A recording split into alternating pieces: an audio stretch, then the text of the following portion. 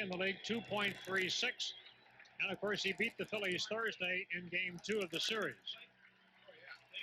Now the Phillies lineup tonight, leading off and playing in center field, Lenny Dykstra. Batting second, at second base, Mickey Morandini. Batting third, first baseman John Kruk. Batting fourth, at third base, Dave Hollins. Batting fifth, the catcher, Darren Dalton. Batting sixth, playing in right field, Jim Eisenreich. Batting seventh, the left fielder, Milt Thompson. Batting eighth, shortstop, Kevin Stocker. And batting ninth, Phillies right-hander Tommy Green. The Phillies take the field. Makes his throw on down to second base. We're set to go on a beautiful but chilly night for baseball here at Veterans Stadium. And to call the action in Game 6, here's Harry Callis. Thanks, Andy. Good evening, everyone. Otis Nixon, the switch-hitting center fielder, leads off for the Atlanta Braves. He's having a good league championship series. Nixon batting at .350, 2 doubles, 4 runs batted in. Tommy Green ready to work. Here's the windup by Green, and the first pitch of the game is right there for a called strike. No balls and a strike to Otis Nixon. Nixon has not been a good lifetime hitter against Tommy Green. He's 2 out of 13 lifetime. Here's the pitch. Drops the bat as if to bunt. He takes it low. The appeal going to third base umpire Terry Tatum to see if he offered at it. He didn't. And it's 1 ball and 1 strike. Hollins shortens at third. Watchful of the bunt. Kruk shortens at first. The 1-1 pitch. Swing and a miss. And a good breaking ball. 1 ball and 2 strikes to Otis Nixon. Tommy Green, 26, was 16-4 during the regular season. Here's the 1-2 pitch. Check swing foul on a fastball. Still a ball and 2 strikes to Otis Nixon. Lifetime Tommy, 36 wins and just 19 losses. Here's the pitch. Just missed. A little bit low with the breaking ball. It's 2-2.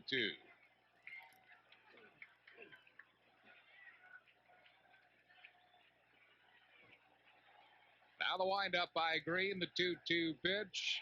Just missed again. Cat outside. It's a full count. 3 balls and 2 strikes.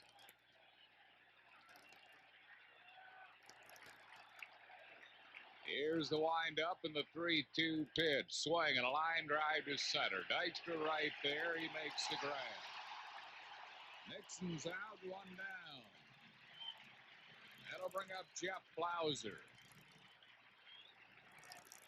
Blauser hitting .238 during this league championship series with 1 home run.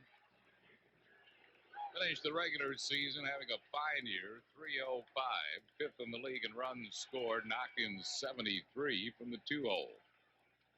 Pitch to him. Fastball just missed, a little bit high for a ball, 1-0.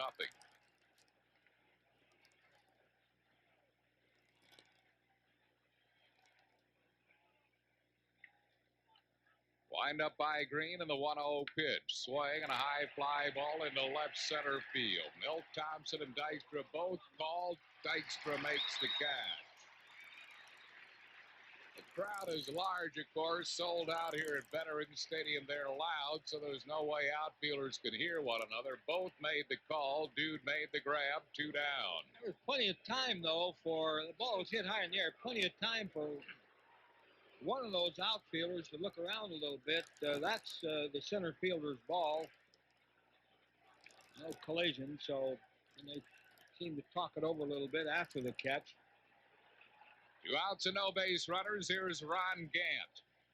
Gant hitting .217 in this LCS, and he tried to check and waved at a breaking ball. 0-1.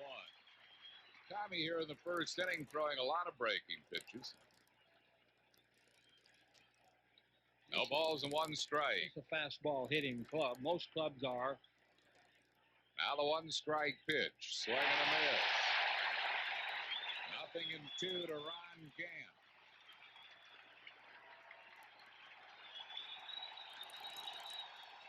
Twins are on their feet here already with 2 outs and no base runners in the top half of the first inning. This crowd is at a fever pitch. The 2-strike pitch. Slider low and away for a ball, 1-2. Ball and 2 strikes to Ron Gant.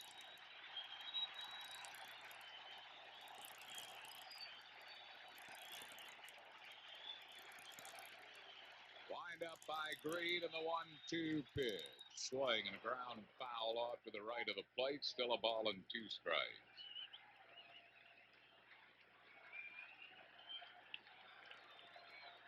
Gant has had a disappointing LCS offensively. He's had a lot of opportunities to break games open.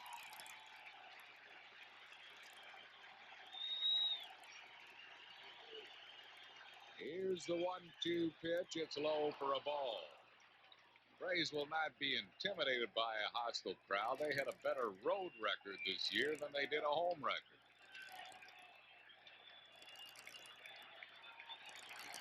Two and 2 to Gant.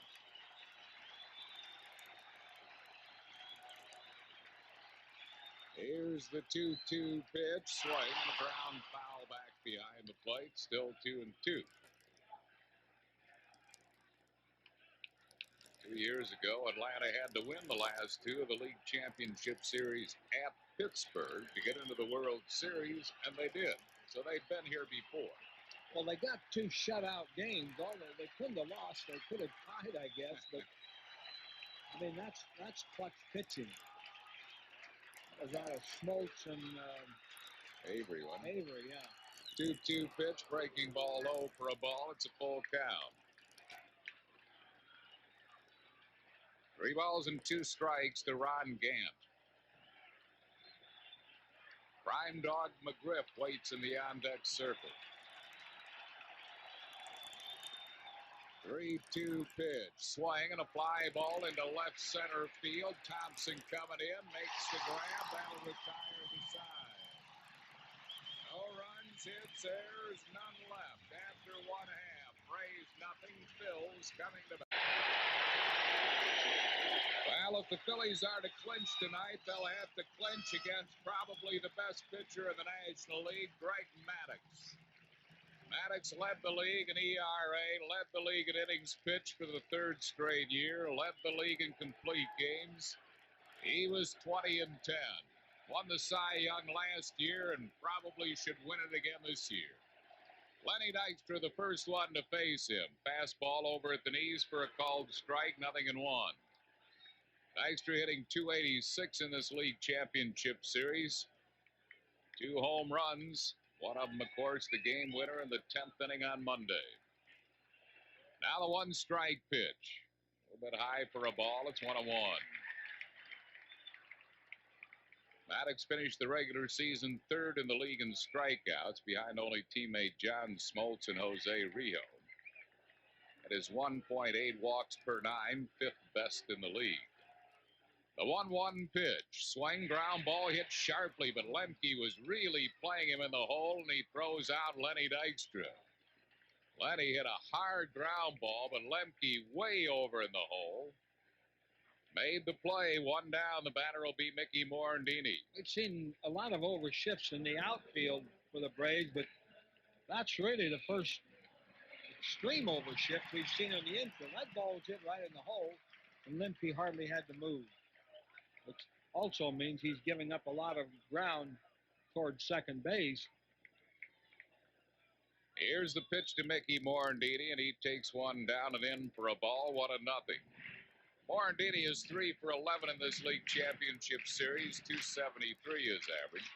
Been a good lifetime hitter against Maddux, .349 his career numbers. The 1-0 pitch, swing and a shot, it hits Maddux, caroms to Lemke, who throws him out. A line drive right back at Maddux. He nailed him. It caromed to Lemke. But knowing Maddux, as tough a young man as he is, Bobby Cox and the Brave trainer coming out.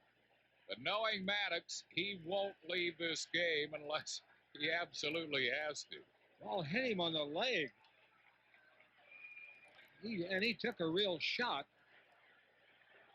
The second pitcher, Morandini, is hit with a hard ball back through the middle. He hits Smoltz in the fourth game of this series. That ball bounced right to Lemke. Phillies have hit 2 bullets off Maddox and both outs. Maddox now is going to take a couple of warm-up tosses to make sure he can continue. And chances are he will continue. He looks like he's pushing off all right on that right leg. That's the ball. That's the leg where he was hit. It looked like if he was sensitive at all, it was on his follow-through. So 2 outs and no base runners, and the batter will be John Kruk. Krucker hitting .300 in this LCS. He leads the Phils and runs batted in with 5, 2 doubles, a triple, and a home run.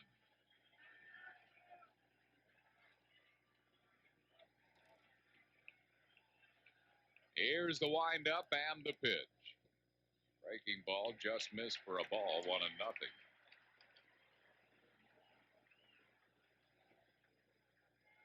Nothing game. We're in the bottom of the first. Now the 1-0 pitch. Fastball is low. It's 2-0. Kruk lifetime against Maddox, a .277 hitter, including a home run.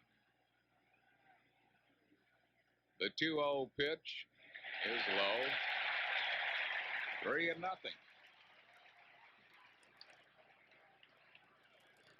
Dave Hollins waits on deck.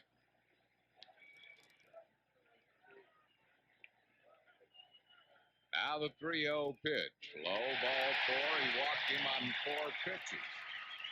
So Kruk is the first base runner of the night. The batter will be Dave Hollins.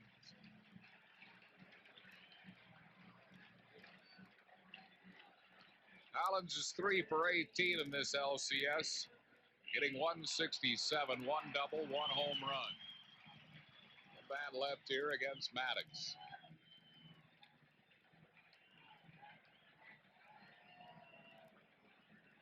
Another tremendous overshift in the outfield. I don't get the logic of that shift. It's hurt him some in this series. Helped him on a couple plays too, but I think for the most part they've paid the price of a extreme overshift. They overshift the outfield for all Phillies left-hand hitters around to the opposite field, for all of them except Dykstra. Here's the stretch. And the pitch. It's missing a little bit low, ball 1. Hasn't thrown a strike since the ball hit him. I mean, there have been some borderline pitches in there.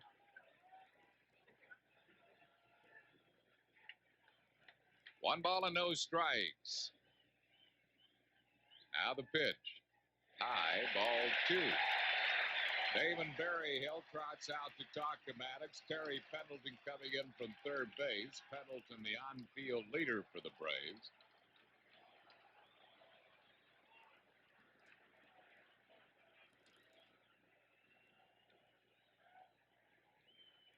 And now Berryhill comes back behind the plate. Pendleton takes his position at third. 2-0 the count to Dave Hollins.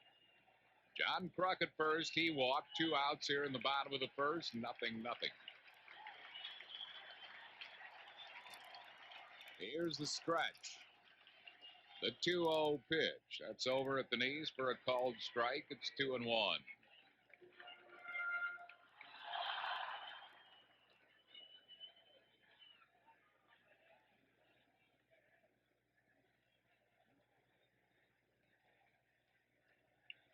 Here's the stretch. The 2-1 pitch. Ground ball tapped softly to second. Lemke gloves, throws, got Hollins by a half a step, and that'll retire the side. No runs, no hits, no errors, and 1 left. After 1, it's 0-0. You're listening to Phillies Baseball on Oldies 1210 WOGL. Second inning of a 0-0 game, and Fred Crime Dog McGriff will lead off for the Braves. He's had an outstanding league championship series, hitting .455, 10 for 22. 2 doubles, a homer, 4 RBIs. Wind up by Tommy Green and the pitch to McGriff. Inside with a fastball, 1-0. McGriff's homer came off Tommy Green. It was a tape measure shot into the upper deck here in game 2. Now the 1-0 pitch. High for a ball. It's 2-0. 2 balls and no strikes to Fred McGriff.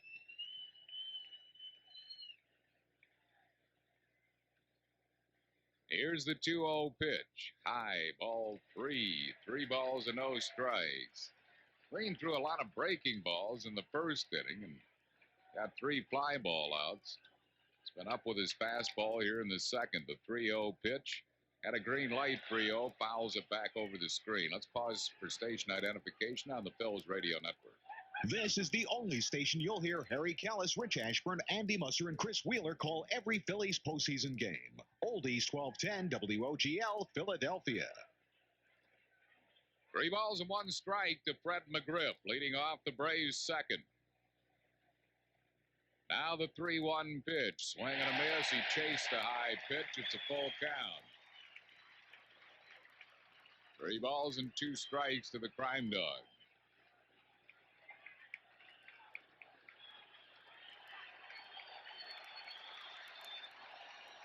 Now the windup by Green. The 3-2 pitch. Fouled on a play down the third base side. 3 balls and 2 strikes. It holds to McGriff. David Justice will be next, and then Terry Pendleton.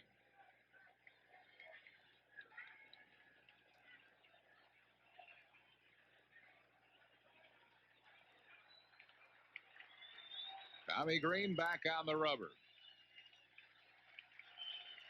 Here's the 3-2 pitch. Swinging another foul out of play into the upper deck, third base side. Still 3-2 to Fred McGriff.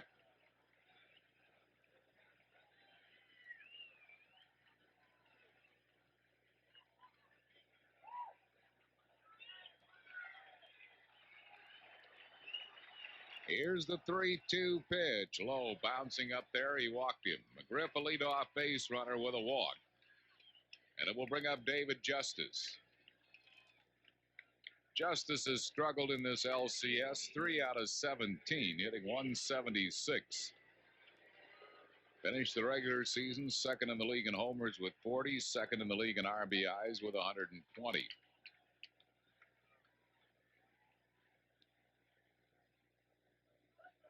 Fred McGriff at first base. Nobody out here in the second.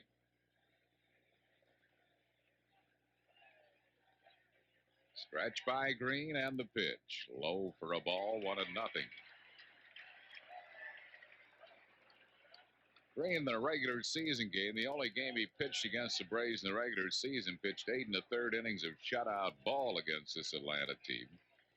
In that game, he walked 8. Still shut him out. Combined with Mitch Williams to beat Clavin 3-0. Here's the stretch. 1-0 pitch. Low. Ball 2. 2-0. Dalton calls time and trots out to talk to Tommy Green.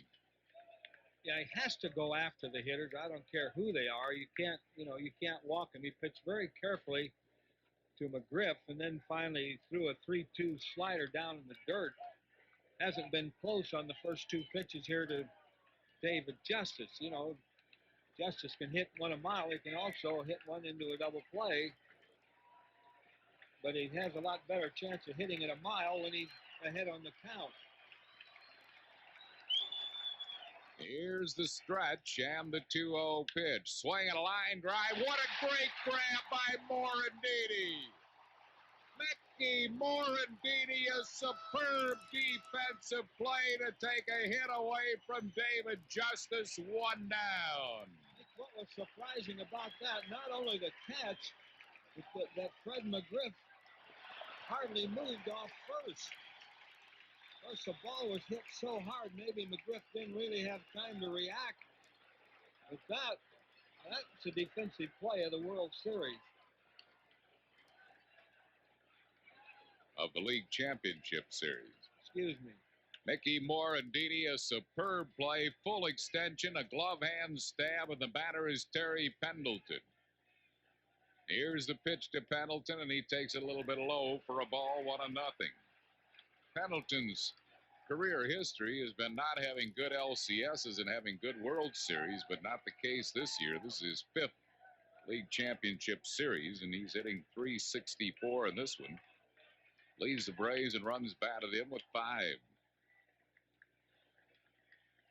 Here's the stretch and the pitch. Low for a ball, 2-0. So after walking Fred McGriff, Green fell behind Justice 2-0. He hit a BB that Morandini made a great play of, and he's behind Pendleton 2-0.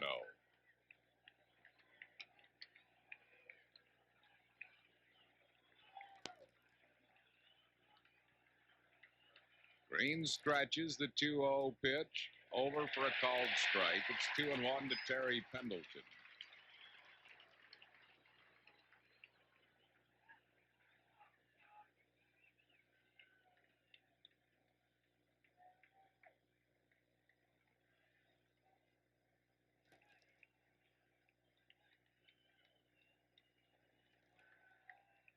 Now Green ready. Here's the stretch. Steps off the rubber. McGriff is not going to go anywhere. He's not a base stealer. 2-1 the count to Pendleton.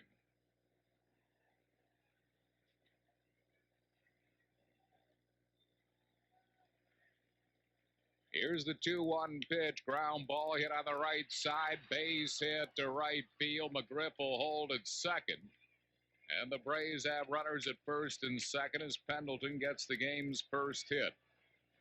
1 down. It'll bring up Damon Berryhill. Berryhill, 4 for 15 in this league championship series, hitting .267. 1 home run.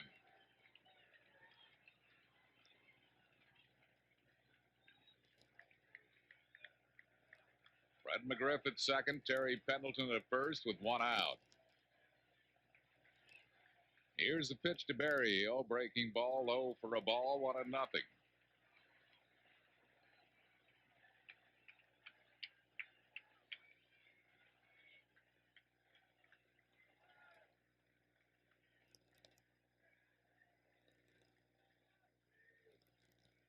Now the stretch. 1-0 pitch. Fastball. Lost grip of the bat as he fouled it over the fence. Behind home plate, his bat went all the way past first base coach Pat Corrales. 1 ball and 1 strike to Damon Berryhill.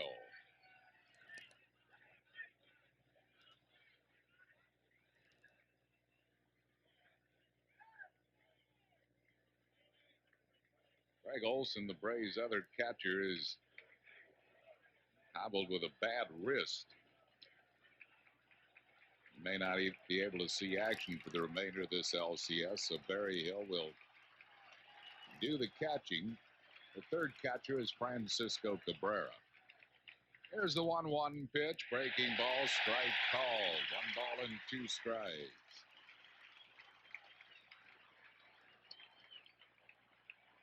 It's like Tommy Green is trying to finesse his way through these hitters. I think he does better when he is a little more aggressive. You don't have to finesse your way through hitters. 1-2 pitch, grounded up the middle. Morandini to Stocker. 1 relay double play. 4-6-3 double play. The ball hit the mound, and that helped. It slowed it down. And Morandini to Stocker to Crock, a twin killing to retire the side. No runs, 1 hit. No errors, and 1 left. We go to the bottom of the second. 0-0. Phillies baseball on Oldies 1210 WOGL. What if you had a 4 for the World Series Express? Darren Dalton leads off for the Phillies. Bottom of the second, takes a fastball for a called strike. 0-1. Now the 1 strike pitch. Fastball up and in. It's 1-1. Braves play Dutch in the outfield around to the opposite field. But in the infield, Lemke plays him as a pull hitter and deep at second. I cannot believe that they play Dutch like that. He's a dead pull hitter. They're playing him right on the infield. Now you do play with the idea that if some hitters hit a ground ball, they're going to pull it. They hit it to the outfield, they hit it to the opposite field, but Dalton doesn't do that. 1-2 pitch to him. Played off a low and away breaking ball. It's 2 balls and 2 strikes to Darren Dalton.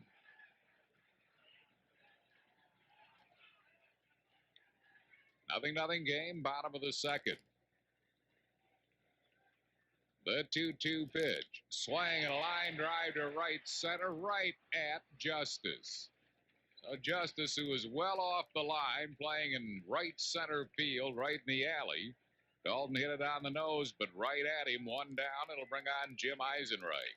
Played him perfectly that time. It wasn't one of those screaming liners, kind of a little better than a soft liner, but he didn't have to move anyway. He probably would have caught that almost anywhere he was playing.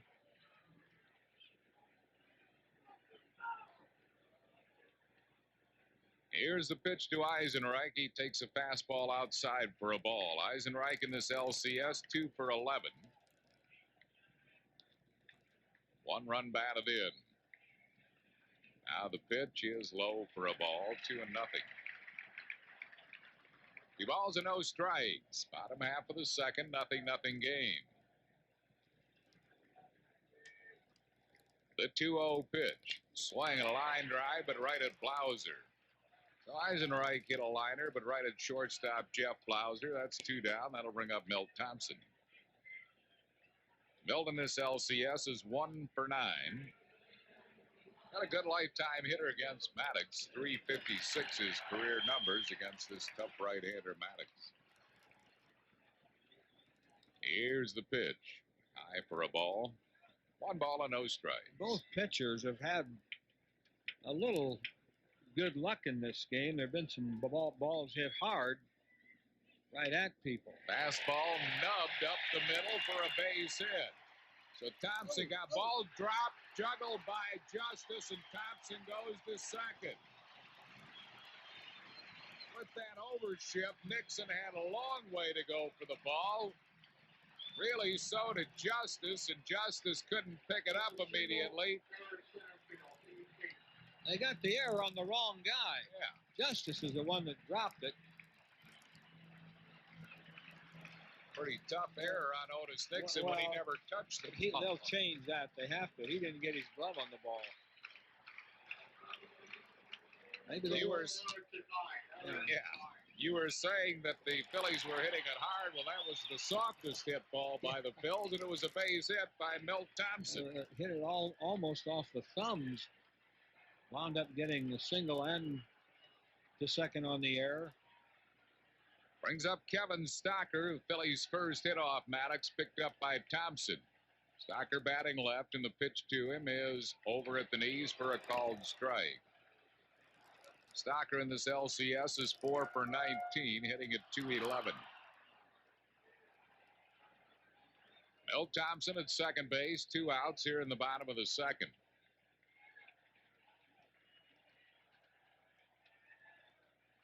Now the pitch. Swinging a foul back up over the screen. Maddox ahead of Kevin Stocker. No balls and 2 strikes.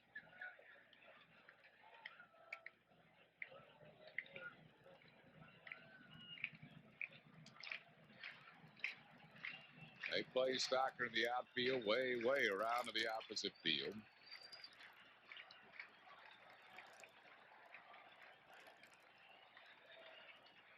Here's the 0-2 pitch. Ooh. A little bit high for a ball. 1 ball and 2 strikes. That's a pitch, though, that Stocker will swing and miss occasionally. The pitch up and away, and sometimes he chases it. He laid off that. But looks like the Braves have a pretty good scouting report, as they should have. Now the 1-2 pitch. Called third strike, struck him out. Fastball on the inside corner. That retires a side. No runs, 1 hit, 1 error, 1 left. Andy Musser with play-by-play in the third at the end of 2-0. This is all of the action. That's right after the start of the game show here on Oldies 1210 WOGL.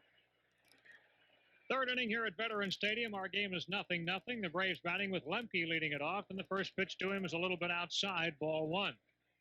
Lemke not hitting much, 190 in the series, no homers, 4 runs batted in. The windup by Tommy Green and the pitch on the way to mark. Check swing roller, third base side. It's a foul ball. Lemke committed a key error in the Sunday game, and Danny Jackson went on to take advantage of it. The Phillies got a couple of runs. They were not earned, and Lemke certainly looking for a chance to atone for that. The 1-1 pitch, hard hit ball, pass Kruk out in the right field. It's a hit for Lemke, leading off the Braves' third. Hit number 2 for Atlanta in the second straight inning. They've had their leadoff man on.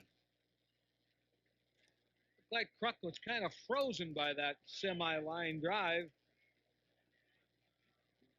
He just missed it on the dive. The pitcher, Greg Maddux, is up, and he'll be up there to bunt. He did sacrifice 10 times during the regular season. Maddux, a right-handed batter in the playoffs, 1 for 4. Green stretches, Maddux around to bunt, gets the bunt down, fielded by Green, makes the play over to first. Might have had a play at second, but took the out at first base. Morandini covering, and that's the first out.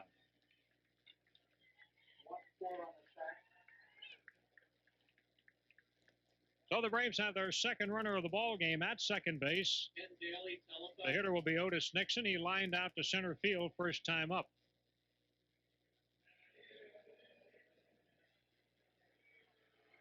Last inning, Tommy Green had trouble getting ahead of the hitters, wound up getting it out of it on a double play ball when the Braves had 2 on base. Runner at second now and 1 out. Pitch to Nixon, a fastball misses, ball 1. Nixon at .333 for the series.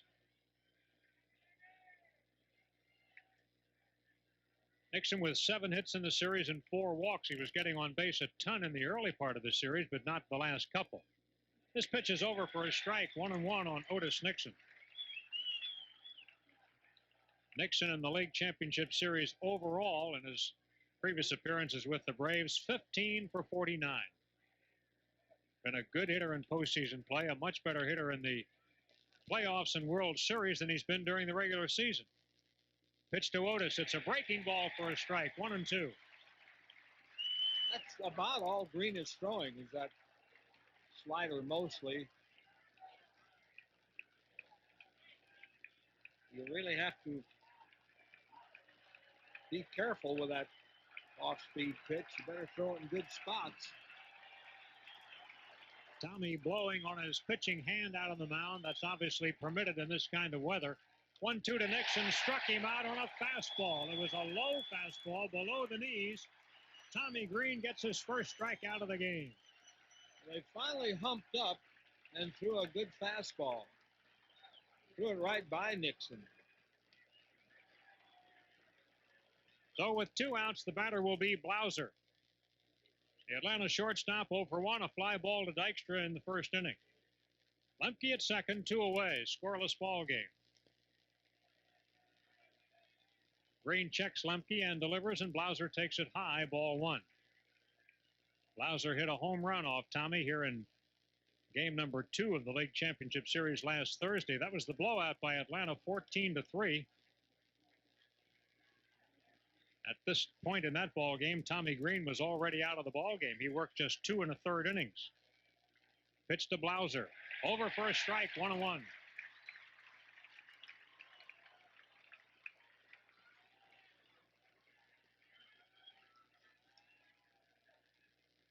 Blauser hit .305 during the year.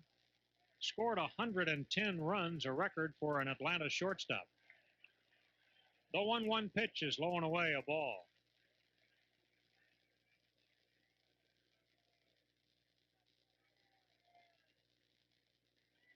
Two balls and a strike on Blauser, hitting with Lemke at second, 2 outs.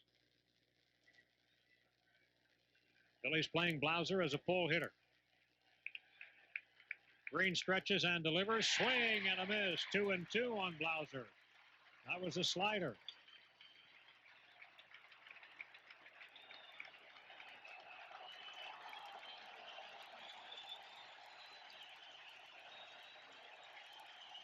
Now the crowd hooting and hollering, many on their feet. This crowd tonight really into this ball game, pitch by pitch. Stretch. The 2-2 to Blauser is low. Ball 3. 3 balls and 2 strikes.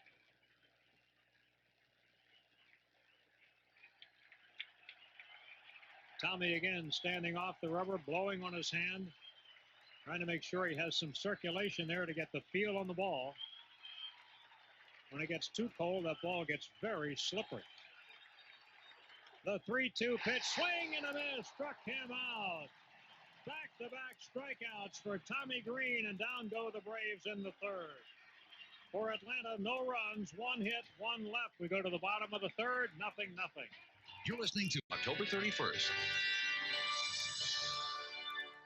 Hi, this is Harvey Holiday. Enjoy your weekday afternoons with me from 2 to 6. We've got all your favorite oldies right here on Oldies 1210 WOGL. Bottom of the third, Tommy Green leads off for the Phillies, and Maddox pitches low and inside, ball 1. Needless to say, Greeny is a good hitting pitcher, batting .222 during the season. 4 lifetime Major League home runs, 2 of them this year. We might point out that all 4 of his home runs came off left-handed pitchers.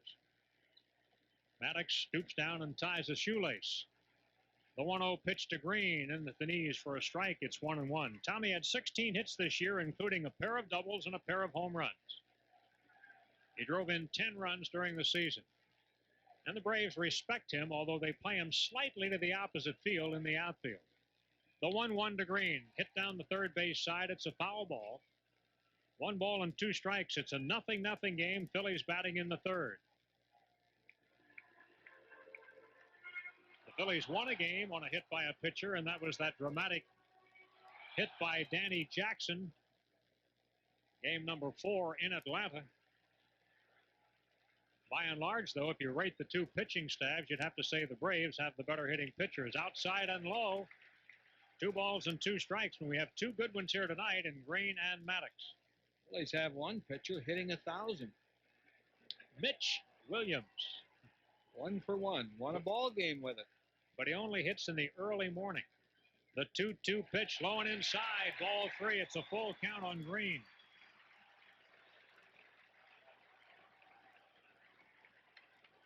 Wasn't that game with the Dodgers, that long game? Yeah, sure. 4:40 a.m. He got a base hit to win it. The windup, the 3-2 pitch, low, ball 4. Green walks. Let's pause for station identification. The Phillies Radio Network. This is Don Cannon, inviting you to join me tomorrow morning for Cannon in the Morning. We've got the greatest oldies of all time, plus news, weather, and traffic on AM and FM, the stations you sing along to, WOGL Philadelphia. First base coach Mel Roberts helps Tommy Green on with the warm-up jacket, and Lenny Dykstra will come up. Threw Tommy Green a 3-2 slider. So that's some respect for a pitcher, and it was down low. First time up tonight, Lenny Dykstra grounded out to second base. And the ball was hit way over in the hole. Now, this time, Lemke can't play that far over with a runner at first. If Dykstra hits that same ball now, it's a base hit. Here's the delivery to Lenny. High and tight, ball 1. That's about the same pitch that Maddox hit Dykstra. Remember the first game of the season? When was it? A couple of years ago. Broke a bone in his hand, and Lenny was out for a long time. Yeah, that was when Greg was still with the Chicago Cubs. 1-0 on Lenny. McGriff is holding Tommy Green, but he's slightly behind the bag and backing up with the pitch. Here's the delivery, and it's a breaking ball outside. 2 balls, no strikes. You know, you wonder, Whitey, whether it's imagination or not, but ever since that ball by Morandini hit Greg Maddox, he doesn't seem to be quite as sharp on the control. Well, he's fallen behind some hitters, which you hardly ever see him do, and he's run some deep counts. It probably isn't fair to compare because he faced only 1 batter before that happened. Here's the pitch to Lenny. Inside, ball 3, 3-0.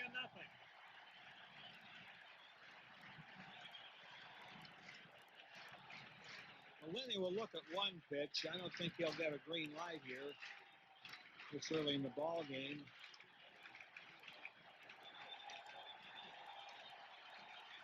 The stretch by Maddox. The 3-0 pitch over for a called strike just below the letters. That would have been a great pitch to hit. Yeah, it was, because it was up a little bit. Up a little bit and right through the middle. It was a pitch that Maddox issued knowing that Dykstra would be taking it. Now all bets are off. Green taking the cautious lead at first base. The stretch. Pitch on the way to Dykstra. Bouncer on the right side. It goes on through for a base hit. Tommy Green takes a wide turn, but wisely stays at second base. Justice fires it back into second. 2 on, nobody out. Lenny Dykstra has hit in all 6 games of the championship series. There's a good example of what you were talking about, where Lemke was playing. Now, had he been playing Dykstra the same way in that at bat, he would have caught the ball easily. But this way, he was pulled over a little towards second, and the ball just missed his glove. Looked like Green was thinking about going to third, but Larry Boa stopped him, and it's a good thing he did, because Justice got to the ball quickly, and he has a strong arm. Now, Morandini will probably bunt. Good possibility to move him along for Kruk and Hollins. Mickey, of course, is the guy who hit Maddox with a wicked liner in the leg the first time up. It caromed perfectly to Lemke to make a play on him. But Maddox definitely had to feel that one. The stretch. Pitch to Morandini. He takes high. Did not indicate a bunt. I would imagine, excuse me, Andy, that the reason Morandini isn't bunting is because of the base runner on second, Tommy Green, who's relatively a slow runner and not a great base runner. We have seen him pinch run, but Tommy is not your excellent base runner. Stretch. Pitch to Morandini. Breaking ball for a strike. 1-1 on Morandini. Mickey at 250 in postseason play. He's basically been alternating in the games. The Braves have 2 right-handers, 2 left-handers that they've used in the series, and Duncan has played half the games, and Mickey has played half the games. Stretch in the 1-1 pitch. Morandini with a little looping pop foul back a third. Foul over as Pendleton makes the catch for the out. Morandini retired on a shallow pop foul to third baseman Terry Pendleton for the first out. You have to give Maddox credit there. He really made a good pitch on Morandini. Morandini wanted a lot more out of that at bat. He's trying to pull the ball, and he got jammed. He didn't get the barrel of the bat out there. So that is a big out for Greg Maddox. In steps John Kruk. Maddox walked Kruk on 4 pitches right after Morandini hit him in the leg with that line drive. Braves again in that overshift in the outfield, and I have to think that somewhere along the line that has to hurt them. And if you're playing them wrong and you mess up that shift, you can get some extra base hits. Pitch to John, swing and a foul dropping right at the plate. In fact, Kruk scoops down and picks up the baseball, which was laying in the batter's box. Tonight, as Whitey mentions, the overshift and also the fact that the turf is wet in the outfield here and the ball is going to scoot. So a ball now, for example, hit to the right field corner or hit into right center would almost automatically get to the wall. Stretch. Pitch on the way to Kruk. Low, 1-1. Not low by much. Just under the knees. 1 ball, 1 strike.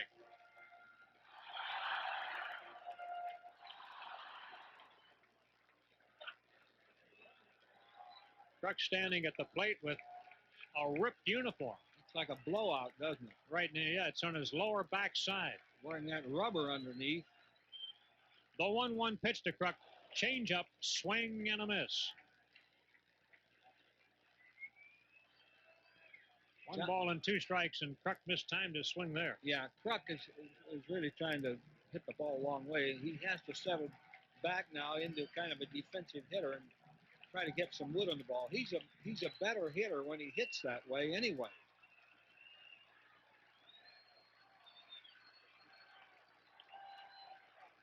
Maddox gets a sign from Berryhill. The 1-2 pitch. Kruk takes it low. It's 2 balls and 2 strikes. We're scoreless in the third, but the Phillies were threatening. Kruk batting .300 in the LCS.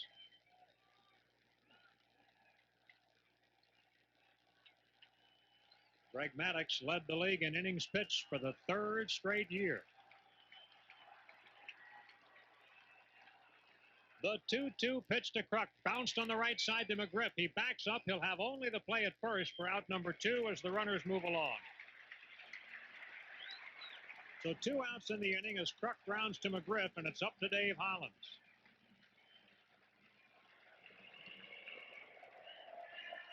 Hollins out on a ground ball, first time up. Grounded out to second base. A base open here with Dalton to come up next, so Maddux will be intent on retiring Hollins. Well, Hollins will see some off-speed pitches because that's all they give him. They very seldom ever give him a fastball in the strike zone to hit. Between them, Hollins and Dalton have driven in just 3 runs in the series so far. Hollins 2 and Dalton 1. They each have 1 home run. And Hollins hit his here off Maddux, but it was after the Braves had a big lead. The stretch. Pitch on the way to Hollins. It's high, a ball. You know, I gave him a fastball there, but it wasn't anywhere near the strike zone. He has a base open to work with, does Maddux. So he'll make Hollins swing at something off speed. Now Dave can hit that pitch. Maddux stretches. Pitch on the way to Hollins. It's high. 2-0. There again, out of the strike zone, breaking or a fastball. Some hitters here could say, well, he's going to challenge me here, but that won't happen.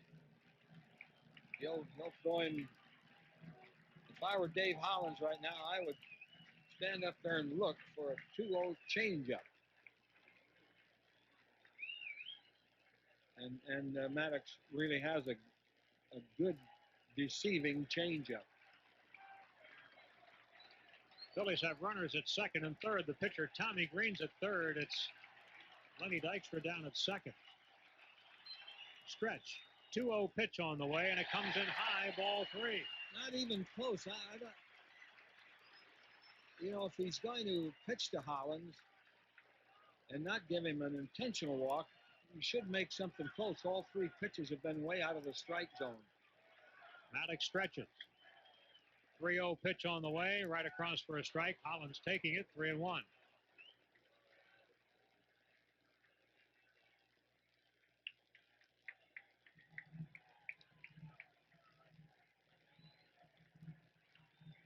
By the way, the Braves' backup catcher Greg Olson said after batting practice tonight that he could catch a few innings but could not hit. Has a sore wrist. 3-1 to Hollins. Low, the bases are loaded. Ball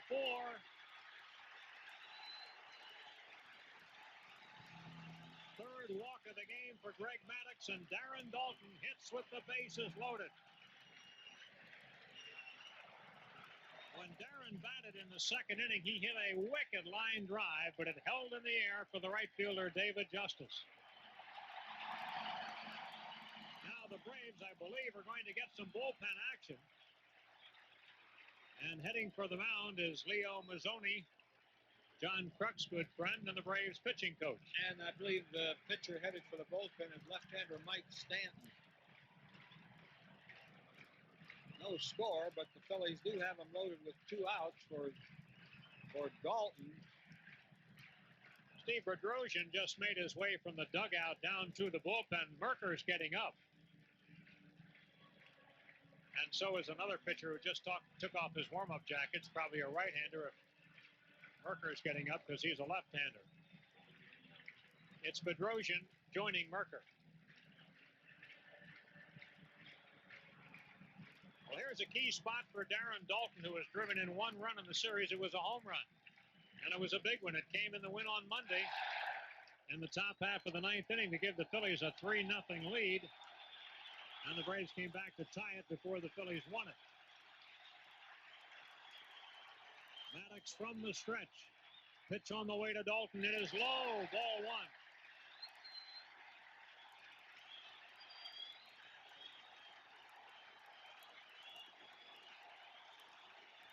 The Phillies have kept Maddux in trouble tonight. Now he's facing a bases-loaded two-out jam.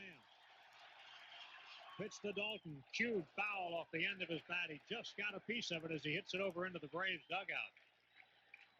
Gave him a changeup that was up a little bit. It was a pretty good pitch to hit. Dalton did get way out in front, though. Just get it off the end of his bat.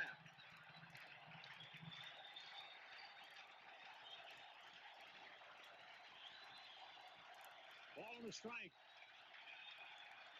Maddox stretches. The 1-1 to Dalton. Low. 2-1. Well, he ought to get a pitch to hit here. Now, Maddox doesn't want to go 3-1. And he ought to get something pretty good to swing at.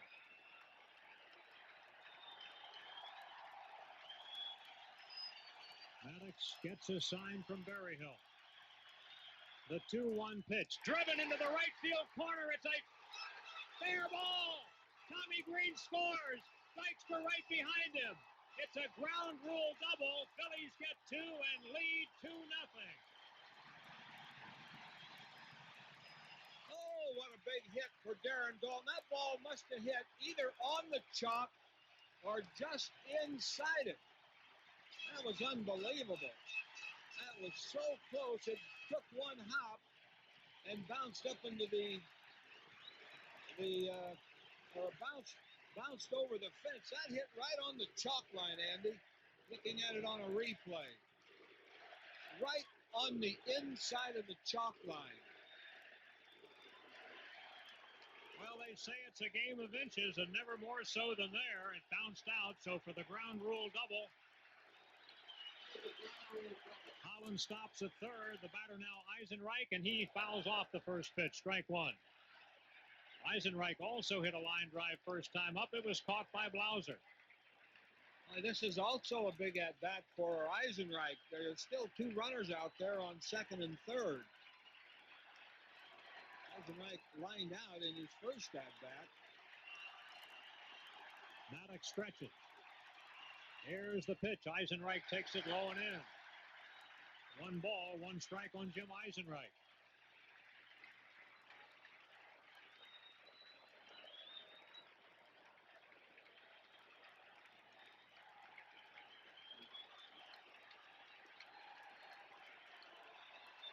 Maddox ready.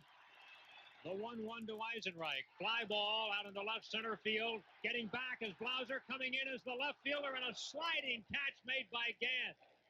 Oh, boy, he saved a ton of trouble for the Braves there. It looked like a play for Nixon, but Gant took charge and caught that ball with a sliding catch to end the inning. But the Phillies get 2 runs in the inning. They get 2 hits, and they leave 2 men on base. And after 3 innings, the Phillies lead Atlanta 2-0. Phillies baseball on Oldies 1210 WOGO. Back here at Veterans Stadium, the Phillies have taken a 2-0 lead on Atlanta. Now we move to the 4th inning, and Ron Gant leads it off for the Braves. He's had 1 at-bat tonight, a fly ball to left field.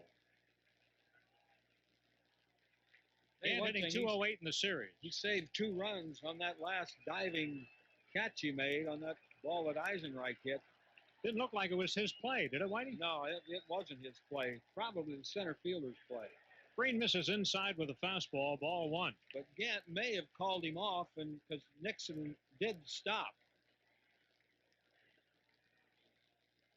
Here's the windup by Green. Next pitch on the way to Gant. Breaking ball hit to third. Hollins on a step to his left has it. Throw to first, out.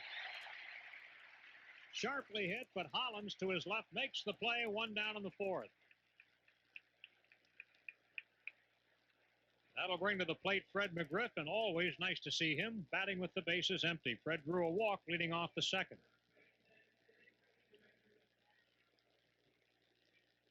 McGriff has been the Braves' best hitter in the series with 10 hits, batting .455. The windup by Green, pitch to Freddie. High and away, ball 1. McGriff hit that titanic home run here in Game 2 back last Thursday. That kind of set the tone for the night because it happened in the 1st inning. And the pitch to McGriff, it's high a ball. Tommy Green since has said he wasn't so upset with the home run as he was with the fact that he had walked Nixon, and That made it a 2-run homer.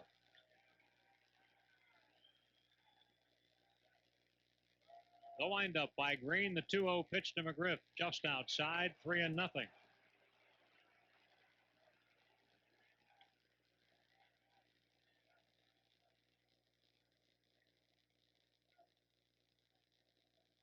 Green winds and delivers the 3-0 to McGriff, and it's high and away, ball 4. He's walked him for the second straight time. And they are the only 2 walks surrendered by Green in this game. Here's David Justice. Justice stung a ball his first time up, a wicked line drive that was caught by Morandini with a leap. And had Morandini not caught the ball, it would have gone all the way to the wall in right center for sure. So Justice steps in 0 for 1. It was a hard and scary 0 for 1.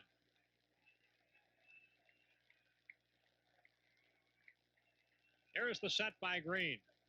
Pitch to Justice. Ground ball hit to Morandini. Backhand shovel to Stocker. 1 to first. Safe.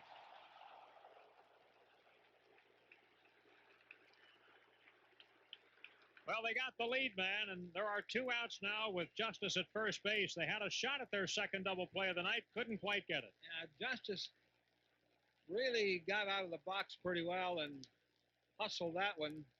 Beat the relay throws. He tried to pull a pitch out away from him, and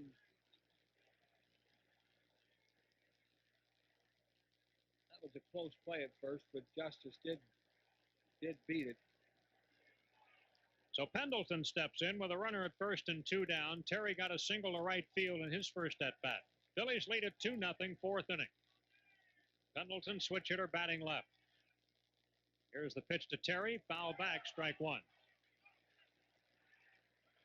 He had a pitch to hit a long way there. He had a good cut at it, fouled it off. But he had the good part of the bat right on it, just under it, Saul. Pendleton having an excellent series. He's batting at .391 in the LCS. He's been hitting for the last couple of months. He's been hitting about as well as anybody. Green stretches. Here's the pitch to Pendleton. Fly ball, but foul out of play left field side. It's a great pitch that Green just made on him. A good fastball down and away. You can hit that ball, but you can't really hit it a long way. And that's what Pendleton was trying to do, is get something he can drive and try to tie up the game.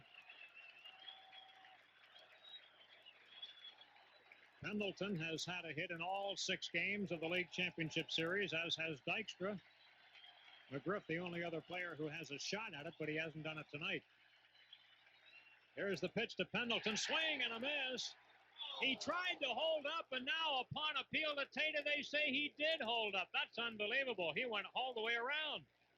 Yeah, Pendleton really got a break there because he crossed the plate with a bat, and that's all you have to do. Oh, he just saw a replay of it, and he was way over the plate, yeah. That's a strike. So the count is 1-2 on Pendleton. Green stretches. Delivers the 1-2 pitch. It's outside. 2 balls and 2 strikes on Terry Pendleton. Phillies ahead 2-0, 4th inning.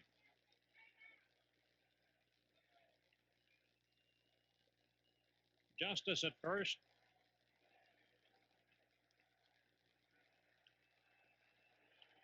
Truck holding Justice. The 2-2 Pendleton, high pop-up. There's going to be a play. Foul down the left field line. Hollins back. Stocker calls Hollins off and catches it in foul territory. Pendleton fouls to Stocker, and that ends the inning. No runs, no hits. 1 man left on base. We go to the bottom of the 4th. 2-0 Phillies. This is Oldies 1210, WOGL. Milt Thompson fouls the first pitch of the bottom of the 4th back to the screen. The Phillies lead 2-0. Thompson got a jam job single up the middle first time around and reached second when Justice bobbled the ball. Next pitch to Milt is low and in. 1 ball, 1 strike. Now the Braves infield play Milt Thompson as a pull hitter. I mean, Blauser's way over there towards second. Here's the pitch to Milt. It bounces. 2 balls and a strike. I can't understand that scouting report either, because Milt hits a lot of balls to the left side of the infield, and Pendleton's playing him way off the line at third. The windup by Maddox, the 2-1 to Thompson. Ground foul, straight back. It's 2 balls and 2 strikes on Milt. Bottom third of the order here, Thompson, Stocker, and Green. Tommy Green has scored one of the 2 runs for the Phillies tonight because he was walked as a leadoff man last inning. 2-2 to Thompson. Foul back. Infield plays Milt as a dead pull hitter. The outfield plays him as a dead opposite field hitter.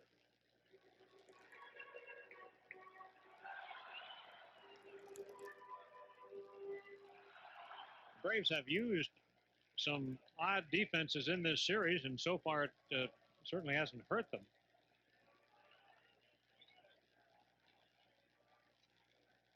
Here's the windup by Maddox, and the 2-2 to Thompson. Breaking ball, bounced softly on the right side. Maddox fields, throws high over first, and Thompson is safe. The ball went off the glove of McGriff, rolled behind him. Milt Thompson took a header on the bag. It's going to be an error charged to Greg Maddox, who has won the Gold Glove as a pitcher, but made several errors this year. Yeah, I wonder if that bruised leg had something to do with that error, Andy, because he went over there, he got the ball, but then he had to throw with his weight on that right leg. And he lobbed the ball way over McGriff's head. You really have to get it up there to get it over McGriff's head. And Lemke was over there to back up. You know, believe it or not, Whitey, Maddox made 7 errors during the regular season, even though we consider him to be a very good fielding pitcher. Well, he's a Gold Glove fielder in the league. Here's Stocker, called out on strikes first time around. Throw to first base. Thompson is safe. Second error of the game on the Braves. Atlanta committed no errors through the first 3 games. But they've committed a few since, and some of them have wound up hurting. This is the 4th error of the series on Atlanta. The stretch. Pitch out, nothing cooking. Braves waste a pitch. You wonder why they pitch out. You know, Fregosi, if they have this great scouting report, the scout would have said that Fregosi very seldom ever will pull the hit and run. And that's what that pitch out had to be for, because Stocker won't be bunting. The stretch. Here's the pitch to Stocker. It's outside. 2 balls and no strikes. Maddox has not been sharp with his control tonight. We have seen Maddox a whole lot more effective than he is in this one, and yet the Phillies have been able to get just 2 runs because everybody knows what kind of a battler this guy is.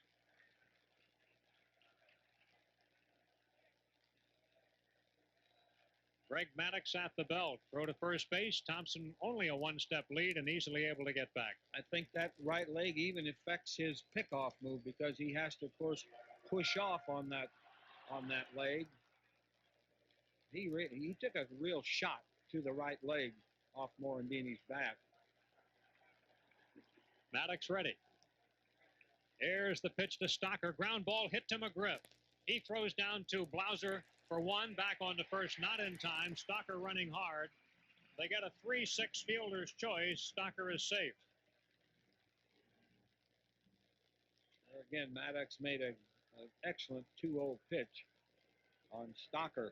We'll pause here for station identification. This is the Phillies Radio Network. This is the only station you'll hear Harry Callis, Rich Ashburn, Andy Musser, and Chris Wheeler call every Phillies postseason game. Oldies 1210 WOGL, Philadelphia.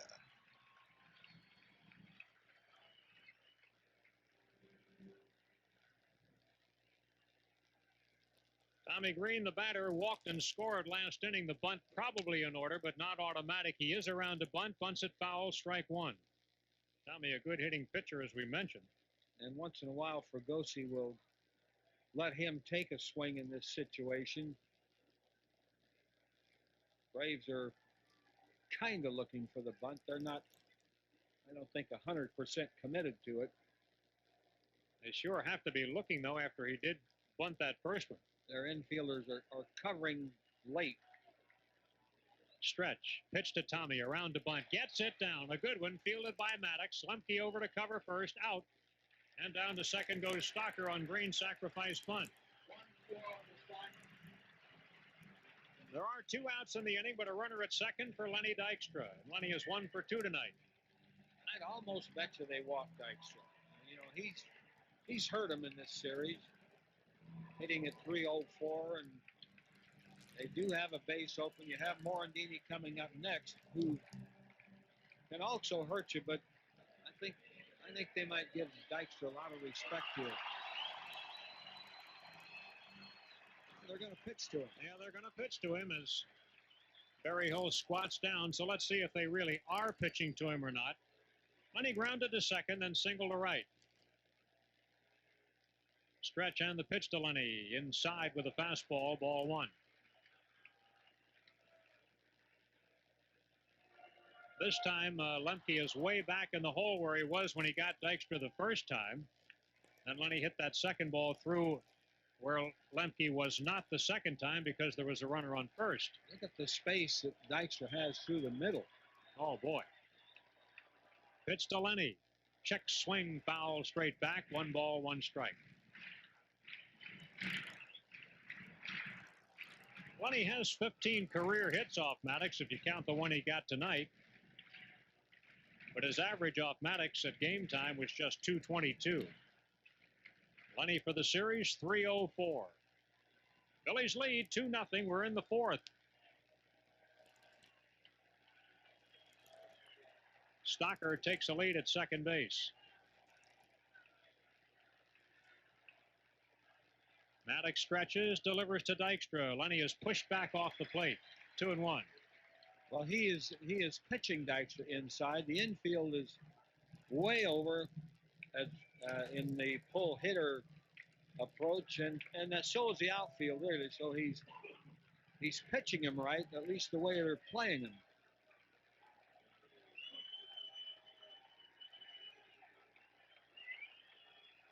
Maddox ready. Here's the 2-1 to Dykstra, and it's on the outside corner just under the belt. 2 balls, 2 strikes on Dykstra. Gave him an off-speed pitch there. Looks like he took something off a slider and kind of made it a off-speed changeup.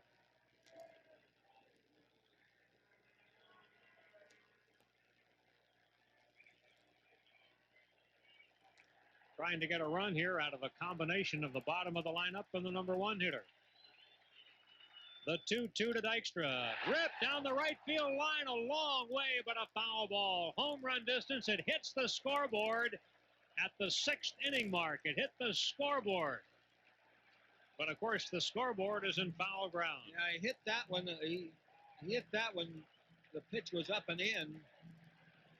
And Lenny got it right on the meat of the bat.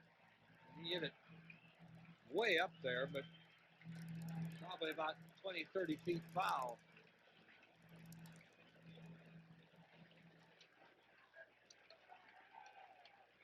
Still 2-2 on Dykstra. The inning began with Thompson reaching on an error. Stocker grounded into a fielder's choice and Green sacrificed. Phillies ahead 2-0, bottom of the 4th. Pitch to Dykstra. Swing and a miss. Struck him out. Lenny chased a high pitch. Strikeout number 2 for Maddox, who survives the error. For the Phillies, no runs, no hits, an error, and 1 left. After 4, 2-0 Phillies. You're listening to Phillies Baseball on Oldies 1210 WOGL. FM radio. Check it out. 5th inning at the vet. Barry Hill on the first pitch. It's a 1-hopper to the mound. Fielded by Green. Throw to first. 1 pitch, 1 out. In the 5th inning, Phillies ahead 2-0. Chris Wheeler joins us on mic now as we play here in the 5th inning. And pretty impressive by Tommy so far, Wheels.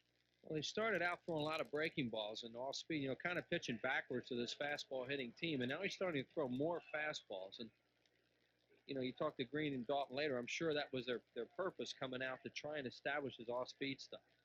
Batter is Lemke, 1 for 1, a single. And there's a breaking ball low, ball 1. And despite his problems and the fact that he was hitting the leg, Greg Maddux is out in the on-deck circle to bat. No, what a competitor. He's unbelievable. The 1-0 pitch to Lemke. Just outside. Dalton held the ball an extra fraction of a second to kind of beg for the pitch, but it didn't help. 2-0. Green delivers the 2-0 pitch, and it's high, ball 3, 3-0 on Lemke. A momentary lapse of concentration for Green here after getting Berryhill on one pitch. Tommy winds, 3-0 pitch to Lemke, outside, ball 4, didn't come close on those pitches to Lemke, and Maddox will be up to bunny him along. Maddox did sacrifice when Lemke singled to start the third. Well, Maddox is a total package. I mean, he is one of the best fielders, bunters, hitters, and pitchers in the league. He's a very, very good athlete.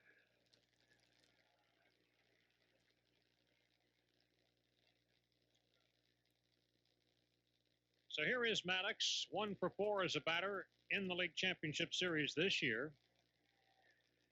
Stretch, pitch, he's around to bunt, gets it down first base side. It'll be fielded by Kruk. He tags Maddox. So it's 3 unassisted on the sacrifice, and Lemke gets to second base.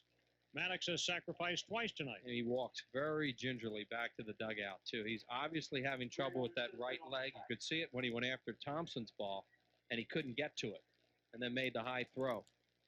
But, I guess Greg Maddox on one leg is better than a lot of other guys on two. It's his ball game, and it's sort of like when Schilling goes out there. He figures it's his night, and he wants to stay in. Well, here's Otis Nixon. He is lined to center and struck out. Otis is 0 for 2, runner at second, and 2 away. Curveball, and it's over for a strike. Just received word that the Chicago Cubs today named Tom Troublehorn as their manager. Troublehorn has been a bench coach for the Cubs the last 2 years. And he succeeds Jim Lefevre, who was fired right after the season ended. Stretch and the pitch to Nixon. Swing and a miss. The ball rolls away from Dalton, and taking third base is Lemke. Got to be a pass ball. Whether he crossed, now Dalton and Green are talking it over. He might have crossed him up. Watching a replay on it. It's a fastball, and Dalton reached for a breaking ball. Yep, he crossed him up, definitely. No balls and 2 strikes on Nixon. It is a pass ball. It's hard to believe that he crossed him up with, there's a runner on second, of course. That's what did it. Now the runner on third base, but a 0-2 count on the hitter Nixon.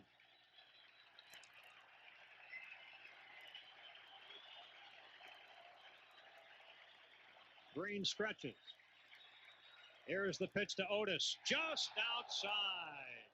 Awfully close, but the call wasn't coming, and it's 1 ball and 2 strikes. And they use that great overhead camera shot here, and it was outside.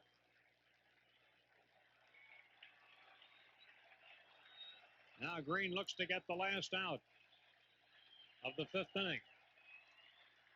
The 1-2 to Nixon, just off the corner again. Another pitch that was very close. It's 2-2. West is being consistent. He's telling you that's not a strike, and they're staying away from Nixon because you want him to hit that fly ball to left.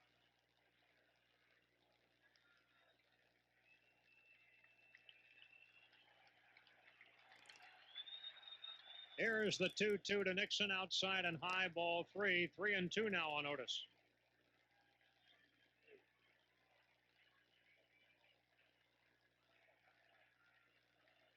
Tommy stepping back off the mound, blows again on his hand on this chilly night.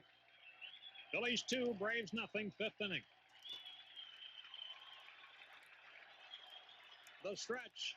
The 3-2 to Nixon, low and inside, ball 4. Nixon draws a walk. That's his 5th walk of the series. That's bad, too, because now you get worried about him over at first. He might steal, and then all of a sudden they'd have the tying run at second base.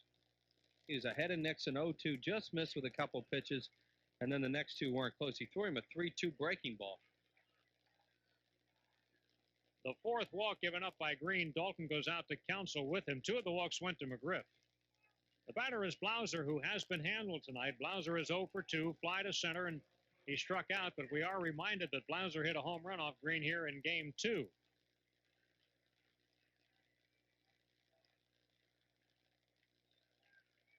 Blauser with 15 home runs during the regular season. Right-handed batter. Green stretches. Here's the pitch to Blauser. Swing and a foul straight back. Strike one. Just got a piece of it. Blauser 217 in the series. Blauser batted .305 during the year.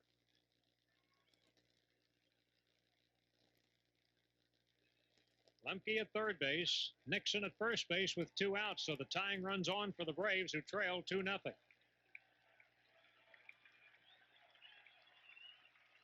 Green sets. Here's the pitch. Pop up, foul. It's going to be out of play. Back of the Phillies dugout. No balls and 2 strikes on Blauser. Tommy ahead of his second straight batter, 0-2.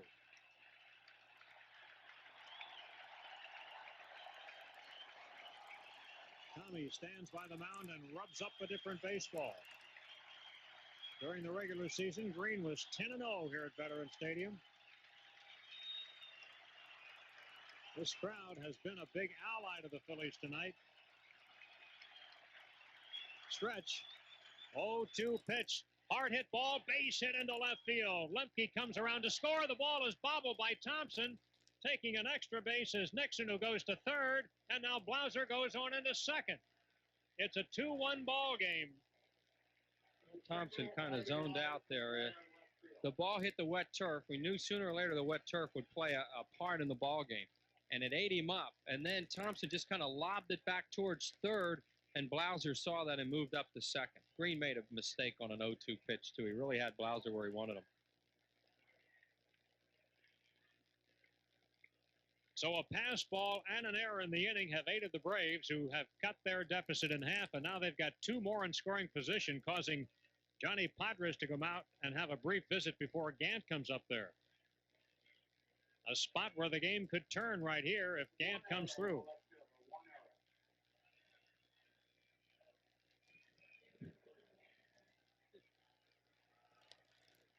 Gant tonight has flied to left and grounded to third, so the Braves have second and third with 2 outs.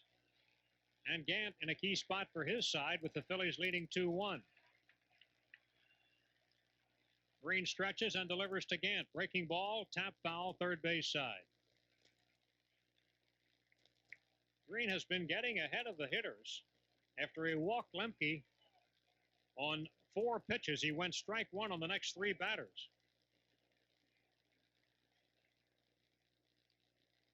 One strike to count on Gant. That was Blauser's second run batted into the series. Now time is called. A ball got loose, something out of the stands. Blauser's only other RBI was his home run off Green back in Game 2.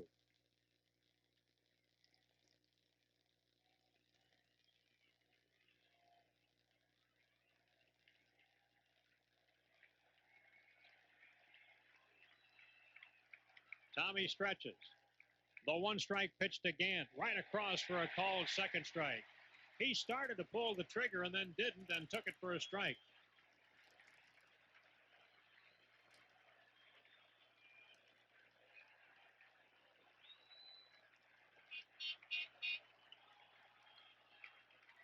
So for the 3rd batter in a row, Tommy Green is ahead in the count, 0-2.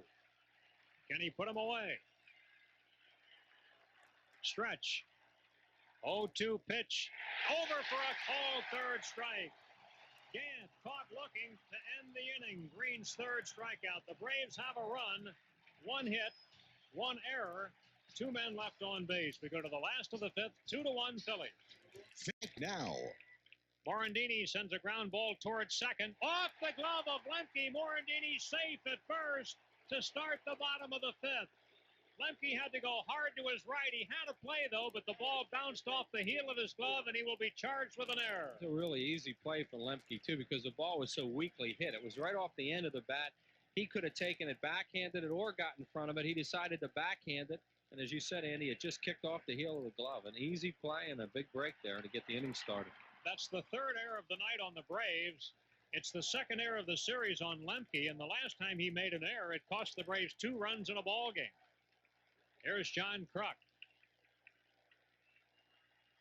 Maddox stretches, throws to first, and Mickey was leaning and had to dive back. John Kruk tonight has walked and grounded to first, 0 for 1. Imagine the Braves with no errors in the first 3 games of the series and 3 errors tonight in a game where they have their backs to the wall. 2-1 Phillies in the 5th. Maddox again goes to first. It was closer still this time, but Morandini got back.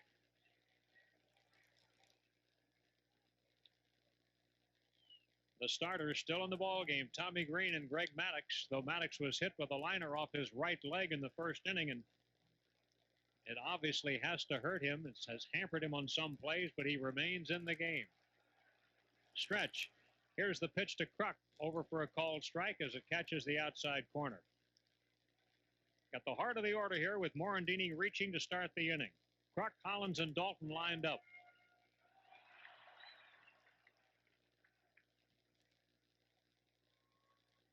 Atlanta errors tonight on Justice, Maddox, and Lemke. Stretch. Throw to first. Mickey dives back head first. Phillies with a pass ball and an error in the top half of the inning where the Braves scored, but that run Atlanta got is an earned run.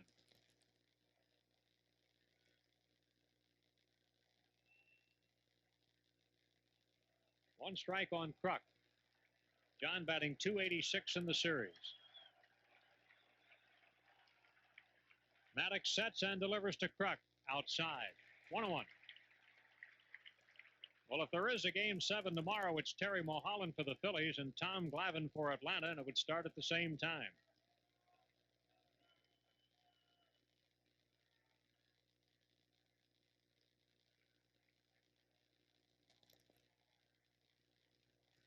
Here's the stretch. And Maddox just steps off the rubber wheels. I love Kruk's line where he says, we're all like a bunch of recovering alcoholics. We take it one day at a time. I said that to him today. I said, that was one of your best ones. He says, that's true, isn't it? I said, well, yeah, when you know you guys, that's exactly what it is like. Maddox gets the sign. The 1-1 pitch to Kruk. Off-speed pitch, swing and a miss. Kruk loves that ball up, and he got one up there, but it was a tough pitch to hit. It was so high. But that's a pitch he can really hurt somebody on when he gets it up in the strike zone. He tried to check his swing and couldn't. 1-2 the count now on John with Morandini at first. No outs here in the 5th. Phillies led it 2-0. Saw the Braves come back in the top half and get one. So it's great to answer back with some more of your own. Here's the pitch to Kruk. Ground ball hit down to McGriff. He's got it. He'll take the out at first. Now throws to second, but that's late. Morandini at second base after Kruk grounds to first. 1 out in the inning.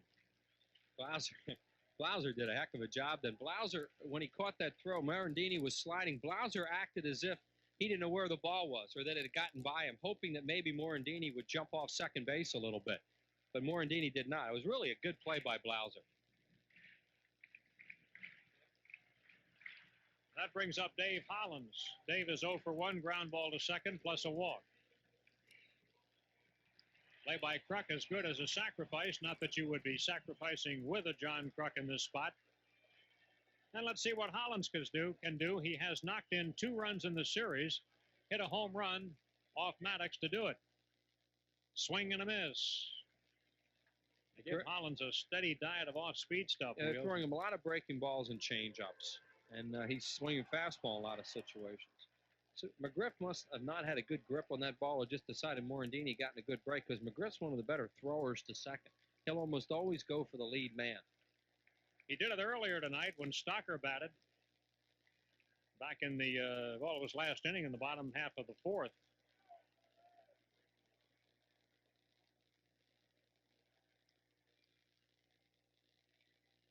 Now Maddox has the sign. The 1-strike pitch to Hollins, it's high. 1 ball, 1 strike. 2-1 Phillies. We're in the 5th. Phillies have won 5 straight 1-run ball games in League Championship Series play.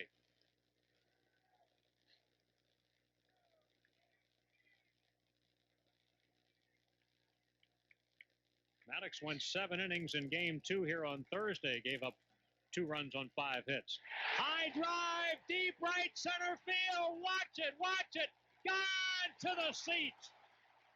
Dave Hollins with a 2-run home run. It's 4-1 Phillies.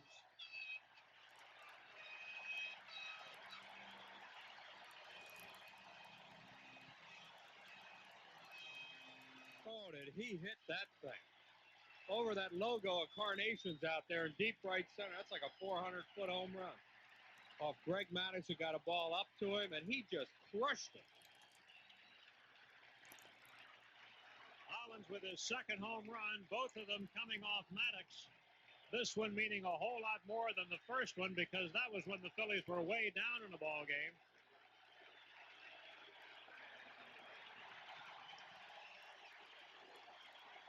It was another off-speed pitch, Andy. And it stayed up a little bit, and he just tattooed it. So the Phillies have a 3-run lead, and the batter is Dalton, who knocked in 2. He takes low, ball 1. Dalton doubled to knock in the first 2 runs. The 1-0 pitch on the way to Dalton comes inside and is not caught by Berryhill and hits the umpire Joe West right on the shoulder. 2 balls, no strikes on Dalton. Now Leo Mazzoni's coming to the mound, and this crowd is at a fever pitch. And he, you know, you just think it's a matter of time until Maddux finally can't do it.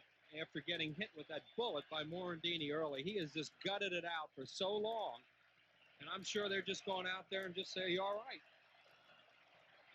And he's also 2-0 on Dalton, and they want to make sure he doesn't throw a cream puff to him here. He's remaining in the game. Mazzoni back to the dugout. Crowd is doing that infernal chop. It's a mock chop. Here's the pitch to Dalton, foul back. The mock chop. It's a mock chop, yeah.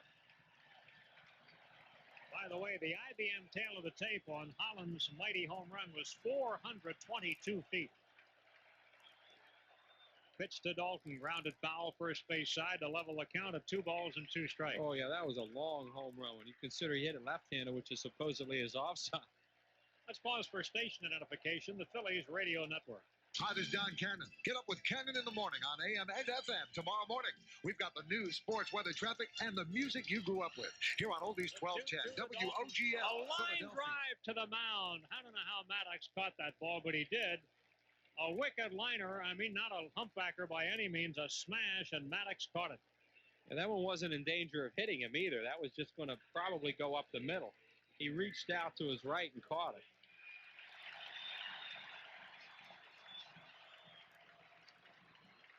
He's such a good athlete, isn't he? He is. Here's Eisenreich, 0 for 2 tonight. Pitch on the way to Eisenreich, very high, ball 1. Eisenreich hit a liner to short, fly to left. They have 2 pitchers up again, Andy, in the bullpen. So they're obviously concerned.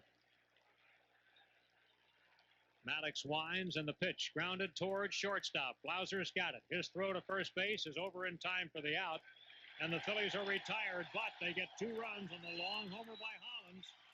One of the runs is not earned. There was the only hit in the inning was Hollins' homer, and nobody left on base. Rich Ashburn play-by-play in the 6th, and it's 4-1 Phillies. Join AAA Mid-Atlantic today. Fred McGriff will lead it off. McGriff, Justice, Pendleton to face Tommy Green. McGriff has been up twice and walked twice. First pitch to him misses, ball 1.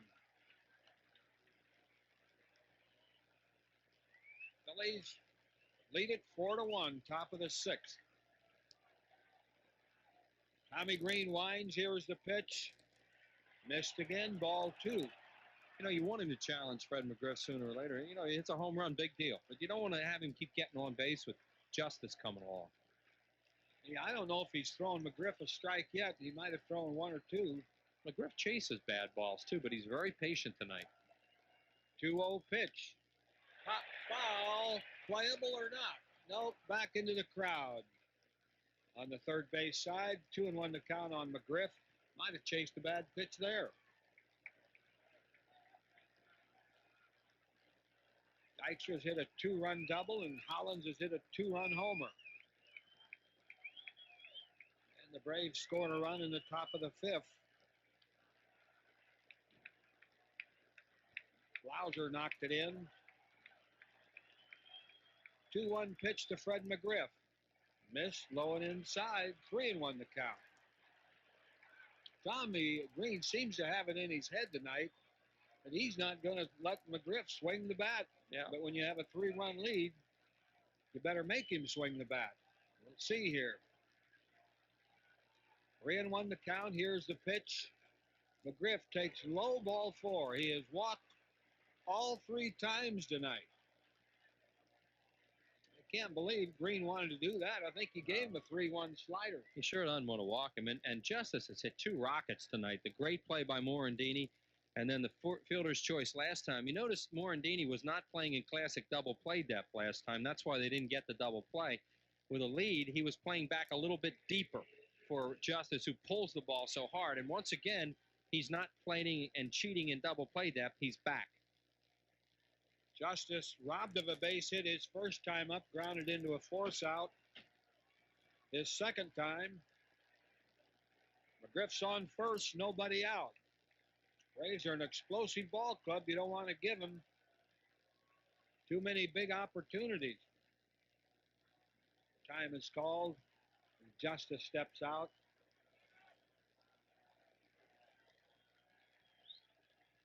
McGriff with a short lead. Green's pitch. Justice fly ball, popped it up. Shortstop Kevin Stocker under the ball, makes a catch. There was a major league pop-up. Whitey, that's one of those balls, and you know as a player, that when it goes up like that, the crowd all goes with a sigh of relief because they figure it's an out, and the fielder's going, oh my God, look at that thing. It was up there a long way. Justice is out for the first out. Here's Pendleton, who is singled and popped out to the shortstop. There are very few infielders that don't do a little staggering under a ball like that, and Stocker's feet were going kind of quick at the end. Yeah, you know, you just wait and wait and wait. It's still coming down. Like a rock. Pendleton's had a good series here, hitting .375, 1 on, 1 out. Here's the pitch. Popped him up. Third baseman Hollins in foul territory. Makes the catch. 2 away. Good pitch there by Tommy Green. He jammed Pendleton. He got both Justice and Pendleton on one pitch, too. Damon Berryhill, who has grounded into a double play and grounded out to the pitcher. 0 for 2, hitting .235. He's a dangerous hitter. He can drive the ball if you make a bad pitch on him. McGriff's at first, 2 outs. Phillies play Berryhill as a pull hitter, and they play him deep. Green sets out of the stretch. Here's the pitch. Miss low, ball 1. Mickey Morandini can really cheat now. I mean, he's way back behind that white line with a slow hitter up in Berryhill, who's also a pull hitter, and there are 2 outs.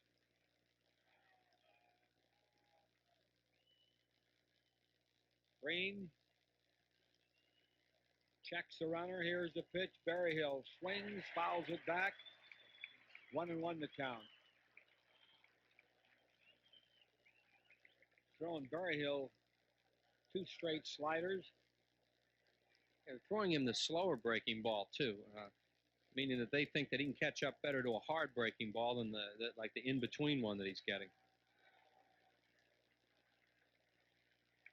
McGriff leads off first, 2 outs.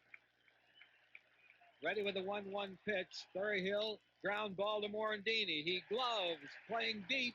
Over to first. Berryhill is out. That'll retire the side. The crowd really getting into every out. No runs, no hits, 1 left on. Phillies hitting in the 6th. They lead 4-1. You're listening to Phillies Baseball on Oldies 1210 WOGL. Baseball. We'll take your telephone calls and analyze all of the action. That's right after the start of the game show here on Oldies 1210 WOGL. Milt Thompson leads off for the Phillies. Bottom of the 6th, he fouls the first pitch back. It'll be Thompson, Stocker, and Green to face Greg Maddux. Thompson is 1 for 2 with a single, has also reached base on an error. Pitch to him is high, 1-1 the count. Phillies with a 4-1 lead. We're in the bottom of the sixth. Greg Maddux, I think he's pitching with a real bad right leg. 2-1 pitch is popped foul left side. It'll reach the crowd. I think most guys would have been out of this game a long time ago, but not this guy, and not at this time of the year. It seems like where you can really see it is in his follow-through. That's his push-off leg. And throwing the first on a pickoff move. That's his push-off leg. Thompson, ground ball, deep short. Blauser drops the ball, but that'll be an infield single. He had to go way to his right, and he just could knock it down. So Milt Thompson with a leadoff single. Well, they had him played up the middle. You know how we've been talking about it so much, Whitey, the way they overshift everybody. They had him played so far up the middle that even though he got jammed and hit it right toward shortstop, Blauser had to run 20 feet to get to it. He had no chance. No chance. That's right. I think that extreme shift, they play him as a dead pull hitter in the infield and a dead opposite field hitter in the outfield. Right. Here's Stocker. Stocker has struck out and grounded into a force out at second. Stocker hitting at 190 in the NLCS. Milt Thompson on first, nobody out. Milt's a pretty good base runner. Maddux checks the runner. Here's the pitch. Bunted. Foul. Stocker bunting for a base hit there, just trying to get on with Tommy Green on deck. I'd like to thank the people from Maalox for sending us all this stuff. No, I didn't. Yeah, we got extra strength Maalox, regular Maalox, Maalox Plus, and Mitch hasn't even come in the game yet. That'll also come in handy for the great Celebreze pizza we just got. Oh, you never need that after Celebreze. Oh, that's true. Yeah, that's right. We want to thank those folks again, though. They're the best. Bobby and the guys over at Celebreze. Strike one on Stocker. Throw to first. Too late to get Thompson. Hey, we could really notice Maddux struggling was when Thompson hit that little topper near the line, and he hobbled over for it and then threw high to first.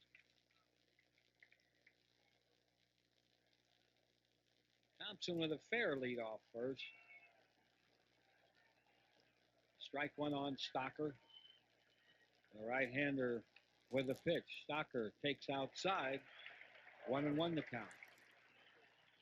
Braves bullpen is working. I believe that might be Merker. Kenton Merker.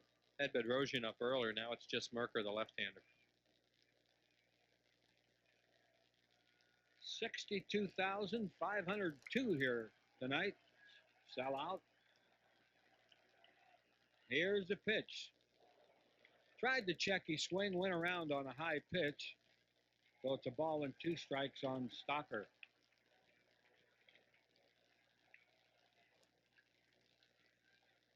Dalton doubled in 2 runs in the bottom of the third. Braves scored a run in the 5th. Blauser knocked it in, and then Dave Hollins with a tape measure home run in the 5th, a 2-run homer. Pitch to Stocker, swing and a miss, struck him out on a changeup. That's the 3rd strikeout. We're talking about guys playing on guts tonight, like Maddux says Stocker is too. He was very, very ill today, and you know, there's some days you wouldn't play, but he's playing tonight. Here's Tommy Green. Was walked, scored a run, and sacrificed. And he'll probably try to sacrifice again. Yeah, they'd like to move Thompson along and try and give Dykstra a shot. Maddux checks the runner, steps off the rubber. Time is called.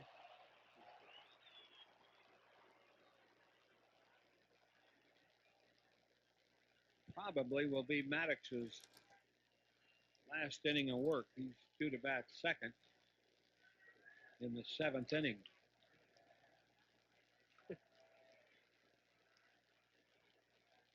Milt Thompson leads off first, 1 down. Green squares the bunt. Bunts it back to the pitcher. Maddox faked the throw to second, then went to first. Green will get the sacrifice. Greeny's done it with a bat tonight, too. He walked and scored a run. He's bunted 2 runners over. So Thompson on second, 2 away for Lenny Dykstra. Dykstra's 1 for 3 with a single and a run scored. Bobby Cox is coming out.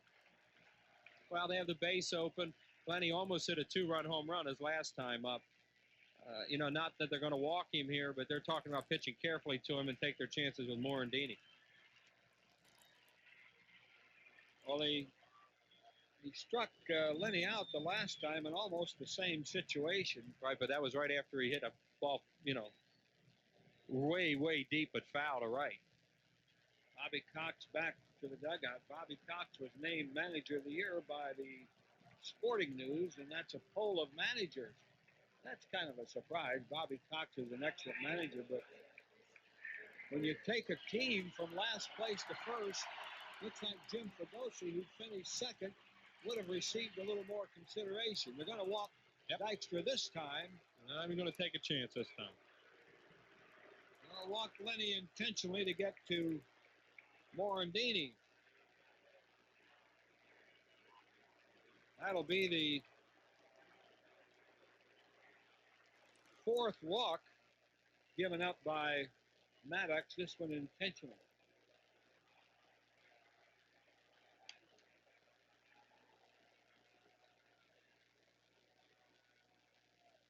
And ball 4 now to Dykstra. So Milt Thompson at second, Dykstra on first. Mickey Morandini, the batter. Mickey was robbed of a base hit his first time up. He's popped out and reached base on an error. Officially 0 for 2. And they're over-shifting on Morandini again. If he could have hit a ball between first and second. He's got a big hole there. It might get to the wall. Maddox with a pitch. Morandini takes high and outside, ball 1. Well, they take their chances. I mean, they figure he's going to hit the ball up the middle, as he did when he hit Maddox with the ball early in the game. So that, Maddox pitches him away, and they play him that way. Ball 1 to Morandini. 2 on, 2 outs. Here's the pitch. Strike called, off speed pitch. 1-1 to count to Morandini.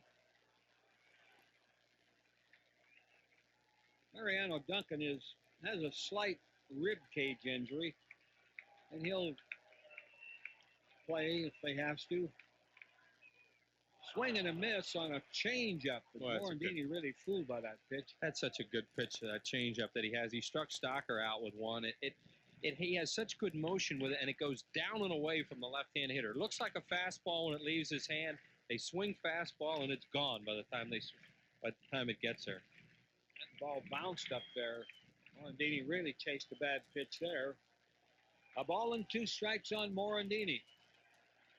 Can't believe the shift they have on him in the outfield, but they only have about 2/3 of the outfield covered. Here's the pitch. Did he swing? Did he check his swing? Yes, he did. Pitch was outside. The appeal to Tarantini. He turns it down. The count is 2-2. Like another changeup, too.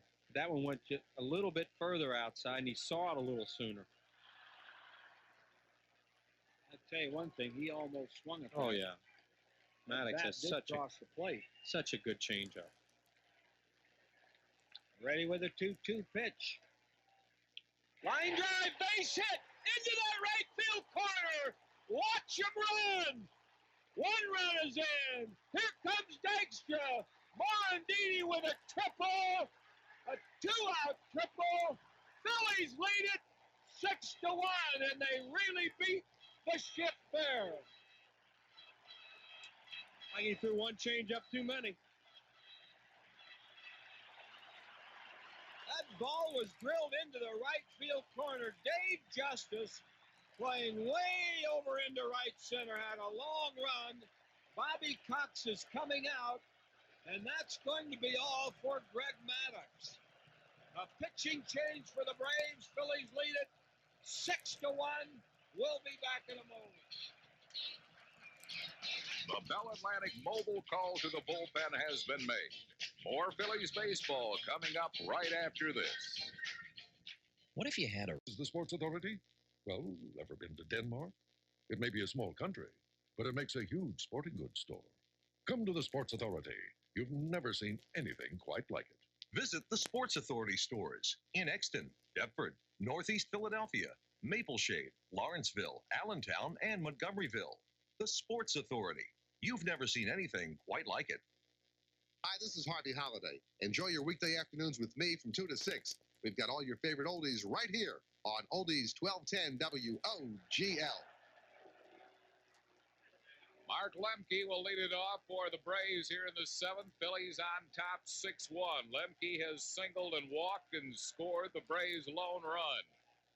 Deion Sanders moves into the on-deck circle to bat for Kent Merker. Green's pitch to Lemke, over for a called strike, 0-1. This crowd of 62,502 has been in this game from the opening pitch. Now the one-strike pitch, swing and a miss, got him with an off-speed pitch, took something off his breaking ball, no balls and 2 strikes. Tommy Green, who was shelled in Game 2, has pitched superbly here in Game 6. The 0-2 pitch, breaking ball just missed, 1 ball and 2 strikes.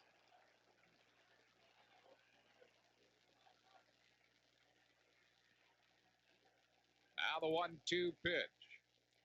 Called third strike, struck him out with a breaking ball. Strikeout number 4 for Tita Green. 1 down here in the 7th. The Phillies and Braves now combined for another League Championship Series record.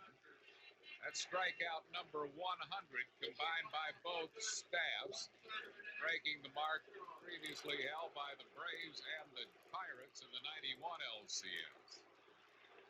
Here's Deion Sanders. Prime time is 0 for 2 in this LCS. Was a good pinch hitter during the regular season. He was 12 for 29. Pitch to him, over at the knees for a called strike. No balls and a strike to Deion Sanders. Now the 1-strike pitch. Swing and a foul back up over the screen. Green ahead of him, 0-2.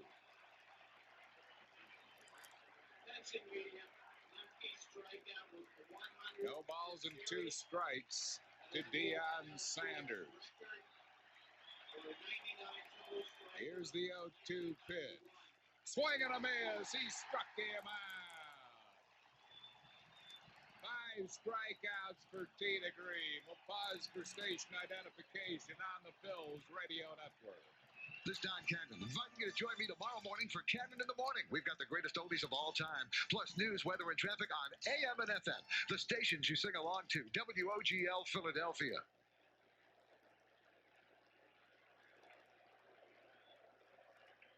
Here's Otis Nixon. He's lined to center, struck out and walked. Wind up by Tommy Green at the pitch. Tried to butt his way on, drops in front of the plate. Dalton on it in a hurry, throws, still didn't get him. He deadened the ball between the plate and the mound. Dalton got on it cat quick, rifled to first, still did not get Nixon, who has, of course, the great speed, a bunt single. Hard to beat out a bunt that drops right between the plate and the mound, but Nixon beat that easily.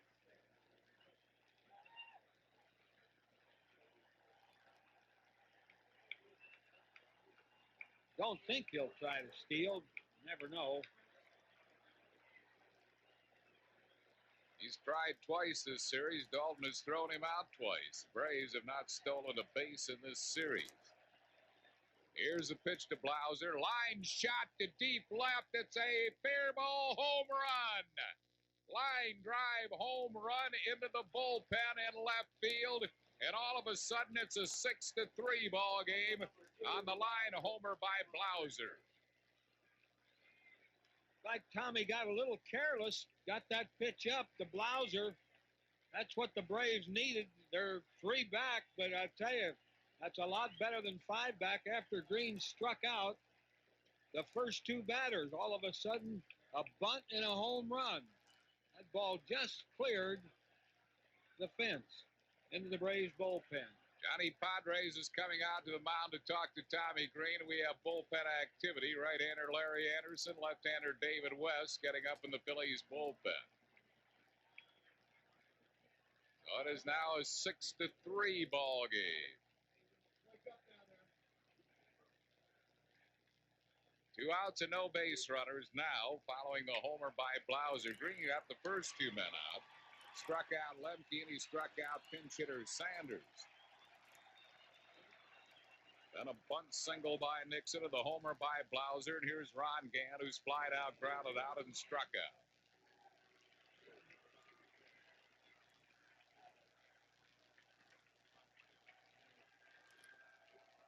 Wind up by Green in the pitch. Swing hard, ground foul down the third base side. No balls and a strike to Ron Gant.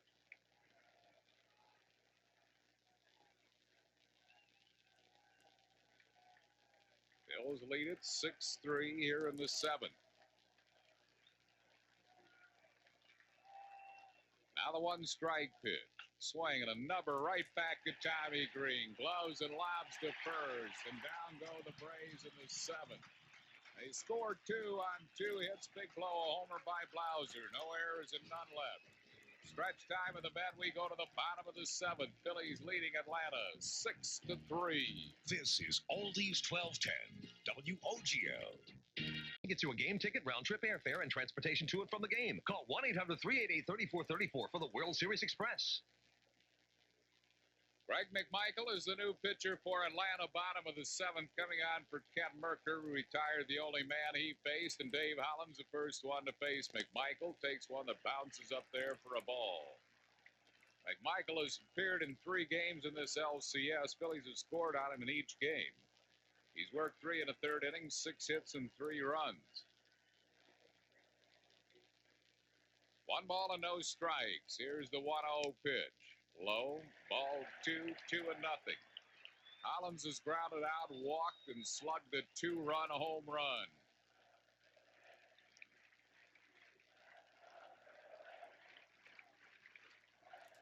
Here's the 2-0 pitch. Low, 3-0. Darren Dalton a 2-run double, Dave Hollins a 2-run homer, and Mickey Morandini a 2-run triple.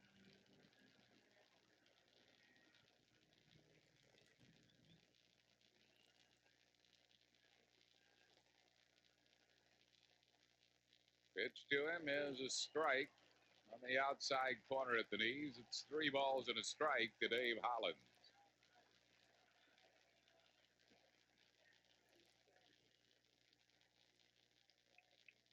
Wind up by McMichael, the 3-1 pitch, fastball wide, ball 4, he walked him.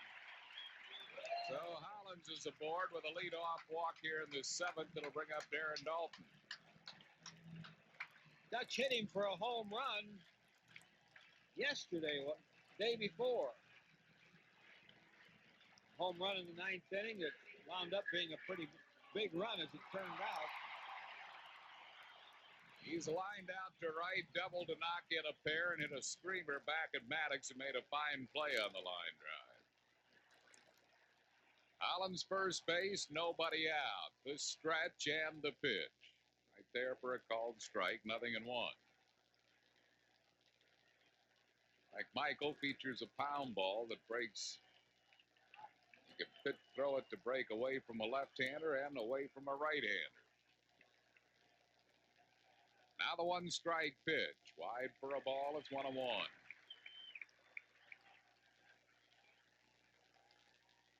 ball and 1 strike.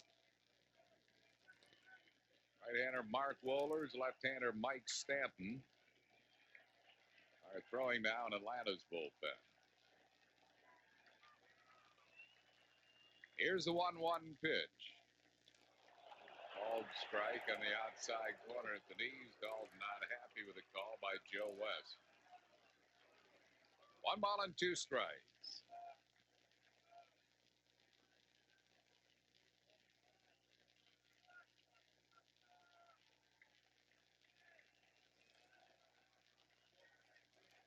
Now the stretch. 1-2 pitch. Pound ball low for a ball. It's 2-2.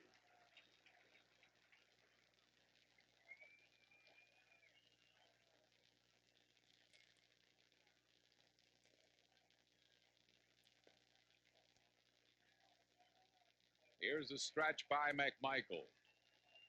The 2-2 pitch, swing, and a looping foul down the left field side. It'll go out of play. It's still 2 balls and 2 strikes.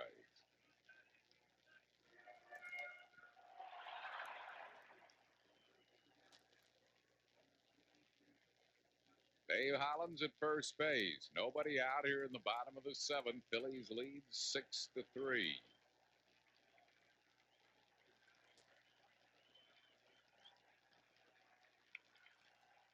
Here's the 2-2 pitch. Swing, and he smothers a foul down the first base side. Count holds at 2 balls and 2 strikes to Darren Dalton.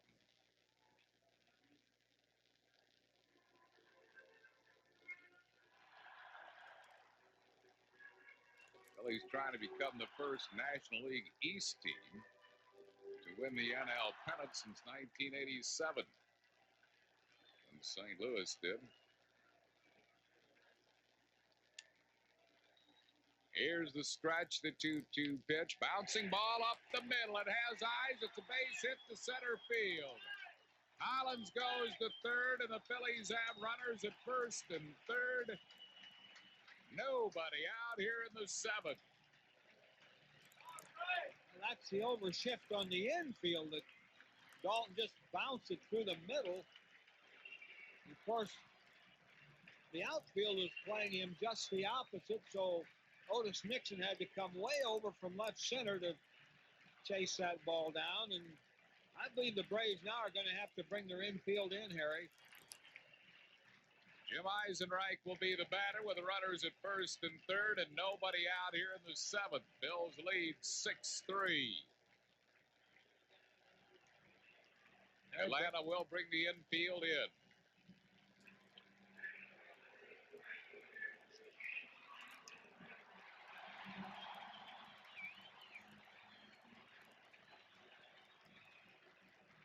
Now Eisenreich, who was lined out to short, fly to shallow left on a great catch by Gant and grounded out, steps in. Here's the stretch. And the pitch. Swing, ground ball, foul, first base side. No balls and a strike to Jim Eisenreich. Even on that foul ball, Dave Hollins going on contact.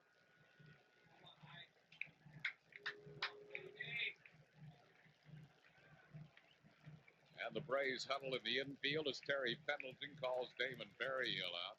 Jeff Blauser also does. I'm sure that Larry Boa has told Dave Hollins, make the ball get through the infield. There's nobody out. I'm not so sure that's going to take. You might have to throw a rope around him.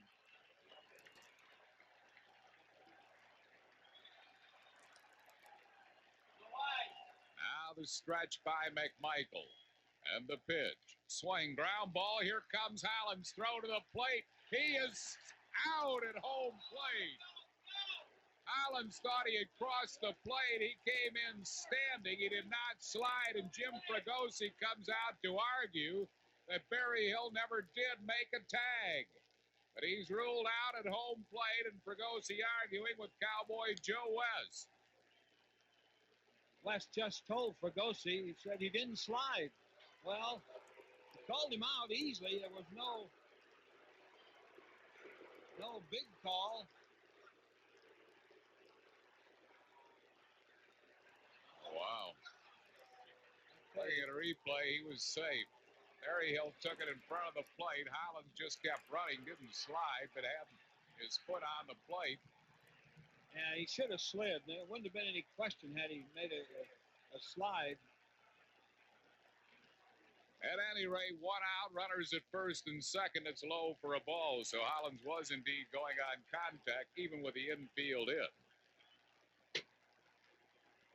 And it should have paid off, but did not. 1 down. 1-0 to Milt Thompson, who is 2 out of 3. Dalton's at second. Eisenreich is at first. Now the pitch. Missed a little bit wide. It's 2-0.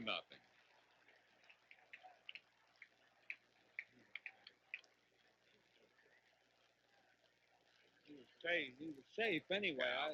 Yeah. Even though he didn't slide, he was safe. The 2-0 pitch is over at the knees for a called strike. It's 2-1.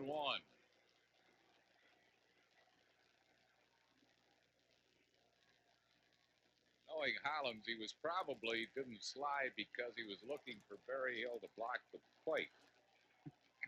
And was all geared up for a plate collision. Here's a tap to shortstop Blauser. One play to first, just got him on a bang-bang play. Moving up to third base is Dalton. Eisenreich moves up to second, and with 2 outs, it brings up Kevin Stocker. I would imagine they'd walk Stocker here with Green coming up next. Phillies do have their bullpen working, but I don't think they'd take Green out of this game. Well, that was a close play at first on Milt Thompson. Now Bobby Cox is headed for the mound again. I guess he just wants to talk over what they're going to do with Stocker. I don't believe he'd pull him out of this inning. Stocker's a switch hitter, doesn't do much good to bring in a left-hander. Just talking about whether they're going to pitch to Stocker or not. Stocker is struck out, hit into a fielder's choice, and struck out. Philly runners are at second and third with 2 outs. Bills lead 6-3 in Game 6 of the National League Championship Series. Phillies trying to wrap it up and head to the World Series against Toronto. Joe West is coming out to speed up the conference.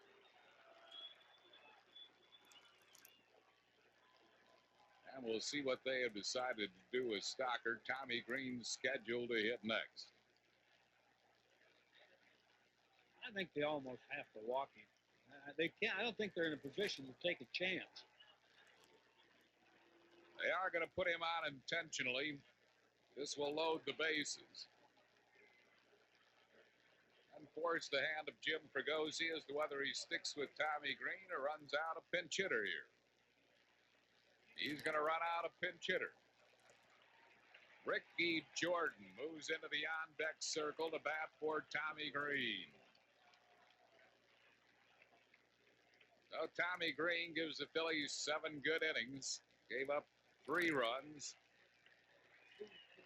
on 5 hits. Struck out 5. And he walked 5. And now it's Ricky Jordan with the bases loaded and 2 outs here in the 7th. And you had David West warming up in the bullpen. And now Cox is out again. He's going to Mark Wohlers. Cox is going to make a pitching change and bring in the hard-throwing right-hander, Mark Wohlers. So we have a pitching change for the Braves. We're in the bottom of the 7th. Phillies lead 6-3. Back after these messages.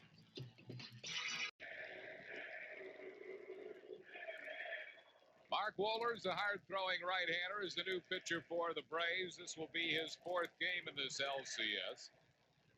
He's lost one of them. 0-1, 4.50 ERA. He's pitched 4 innings. Given up 2 hits, both of them homers to Lenny Dykstra. One of them on Monday night, which beat in the ballgame. He has struck out 9, and he has walked 3. So of the 12 outs he's recorded, 9 of them have been strikeouts. Bases loaded, 2 outs. He's facing Ricky Jordan, who's making his 2nd appearance in this LCS. Jordan pinch hit in an earlier game and walked. Lifetime against Wohlers. Jordan is hitless, nothing out of 5.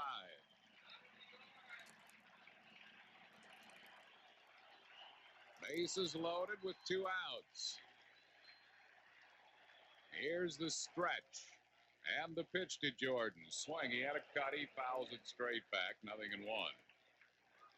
Had a good cut at a real high pitch. He was going to sit on that fastball, which he did, but he chased the bad one. No balls and a strike to Ricky Jordan.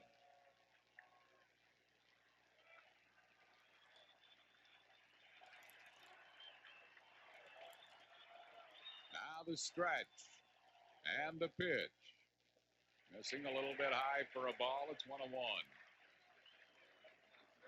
Bowler certainly wants to get this man out because on deck is Lenny Dykstra, who has taken him deep twice in this LCS.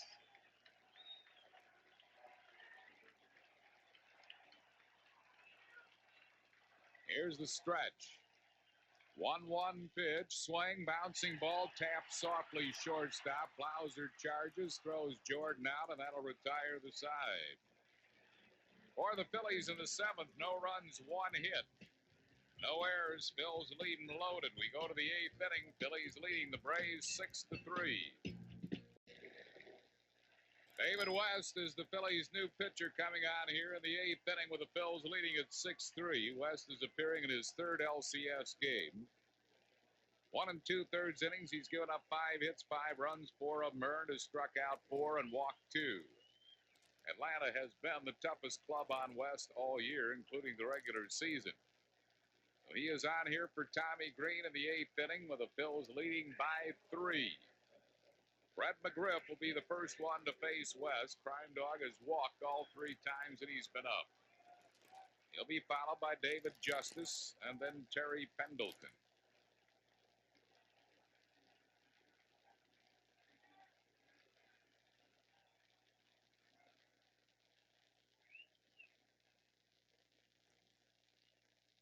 Time is called as McGriff is distracted by fans carrying a banner in center field just above the batting eye backdrop.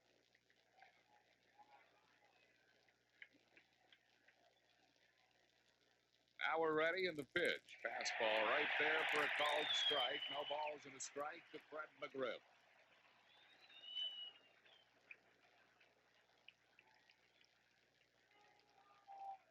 Wind up by West and the pitch.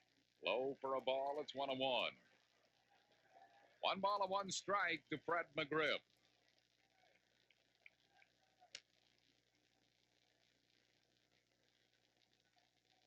Now the 1-1 pitch. Swing, big swing, no contact. 1 ball and 2 strikes.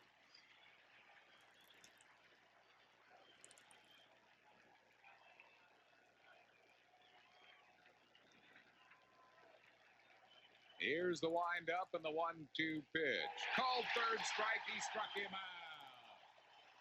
Fred McGriff is called out on strikes. 1 down here in the eighth inning. It'll bring up David Justice. Well, you know, he was brought in here to face McGriff and Justice. He made a perfect third strike pitch to McGriff right on that outside corner. Here's Justice. He's lined out on a great catch by Morandini. Hit into a fielder's choice on a good play by Morandini. And popped up, and he fouls the first pitch back, 0-1.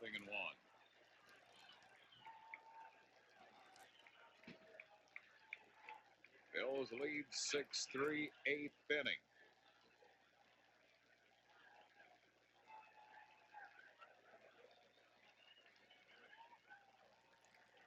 Now the windup by West in the pitch. Fastball is high for a ball. It's 1-1. 1 ball and 1 strike to David Justice.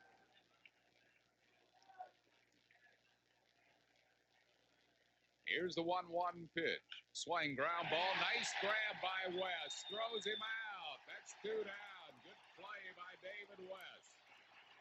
On a comebacker to the mound. And it will bring up Terry Pendleton. Pendleton is 1 out of 3.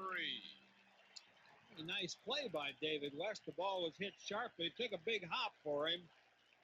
He's not known as your basic gold glove fielder out there, but he made a good play there. And up in the Phillies bullpen, the wild thing, Mitch Williams.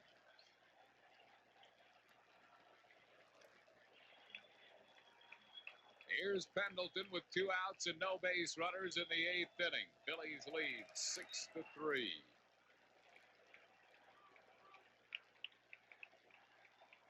The pitch to Pendleton, high for a ball, 1-0.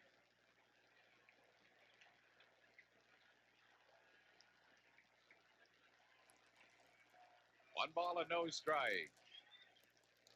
Now the pitch. Got that one over for a called strike. It's 1-1.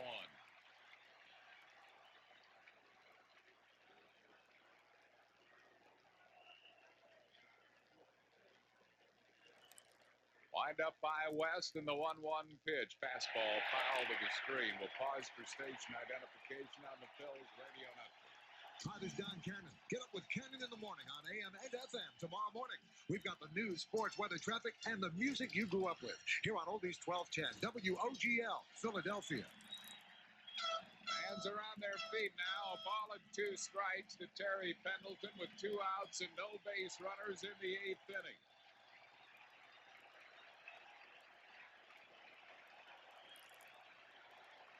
David West winds the 1-2 pitch. Wide for a ball. It's 2-2.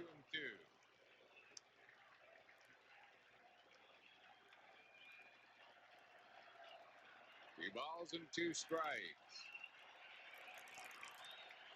Here's the 2-2 pitch. Swing, line drive, foul, right field side. Holds it 2 balls and 2 strikes.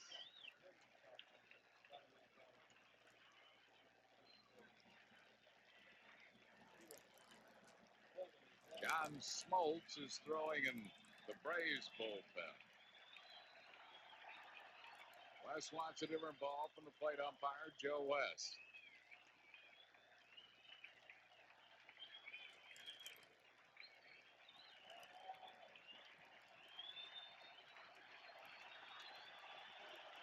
Here's the windup and the 2-2 pitch. Swing and a high foul back into the upper deck. Stays at 2 balls and 2 strikes to Terry Pendleton.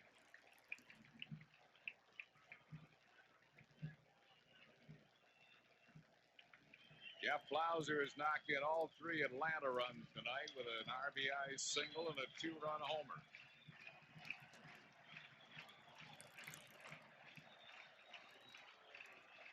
Three balls and 2 strikes to Pendleton. 2-2 pitch, swing, and a foul straight back to the screen. It stays 2-2.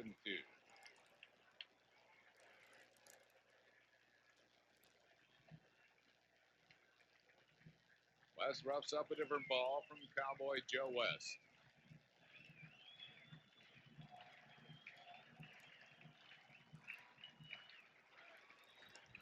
David West ready to go to work here. 2-2 to Pendleton.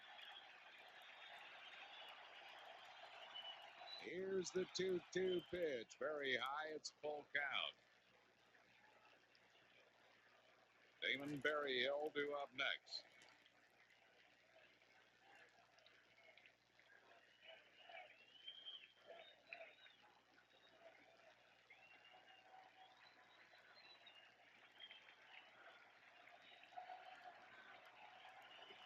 Three-two pitch. Swing and another foul out of play. Still 3-2 to Pendleton. Pendleton battling West here.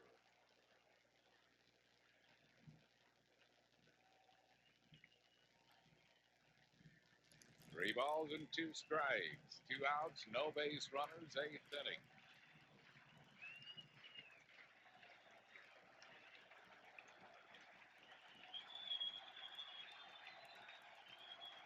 The 3-2 pitch, swing, and a well-hit ball to center, but Dykstra backtracking, makes the catch in front of the warning track. The Phillies are 3 outs away from the World Series. No runs, hits, errors, none left. We go to the bottom of the 8th, 6-3, Bills. Philly, check it out. Bottom half of the 8th inning, the Phillies lead it by a score of 6-3. Bills are 3 outs away from the 1993 World Series against the Toronto Blue Jays. Lenny Dykstra will lead it off. Dude sprouted out, singled, struck out, and walked. He has scored 2 of the Phillies' 6 runs. Facing Mark Wohlers, whom he's faced twice in this LCS and has hit 2 home runs off him. Pitch, he was trying to hit a 3rd one. He fouls it straight back, a first ball fastball, 0-1. He had the pitch and he had the swing. Fouled it all.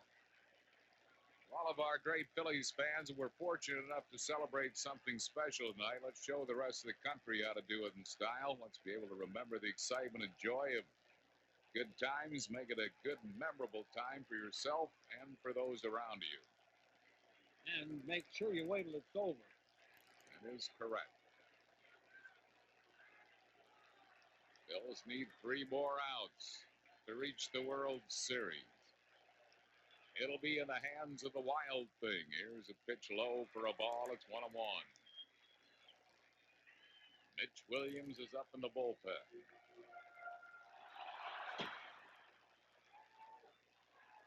One ball and 1 strike to Lenny Dykstra. Now the 1-1 pitch. Big swing, no contact. 1 ball and 2 strikes. Bill's got a 2-run double from Darren Dalton in the 3rd, 2-run homer from Dave Hollins in the 5th, and a 2-run triple from Mickey Morandini in the 6th. All 3 Atlanta runs knocked in by Jeff Flauser. 1-2 pitch, bouncing up there, it's 2-2. 2 balls and 2 strikes to Lenny Dykstra. I think Lenny ought to get his fastball here. Waller does not want to go 3-2 on Dykstra. Seemed to have a little trouble getting his breaking pitch over. The last 3-2 count he had on Dykstra hit it out of the ballpark. Now the 2-2 pitch, breaking ball, and Joe West says he swung. Dykstra arguing with West, who got help from the 3rd base umpire, but West says he had it all the way. It bounced up there, but Dykstra's out on strikes. West called it himself. You can't get an appeal. And he didn't go very far. His bat did cross the plate. And I think that's probably an accurate call by Joe West. Not a popular call, but accurate. Here's Mickey Morandini, and the pitch to him is high for a ball, 1-0. Mickey 1 for 4. It was a big one, a 2-run triple.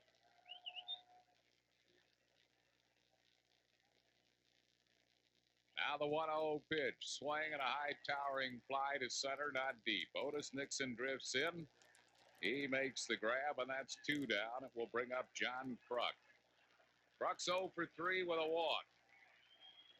Looking ahead to the Braves in the 9th, they will hit Damon Berryhill, Mark Lemke, and a pinch hitter for Wohlers. Scheduled to face Mitch Williams.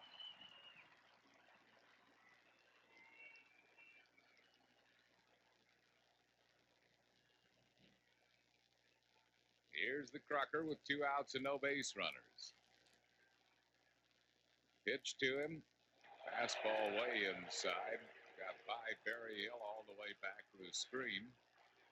1 ball and no strikes.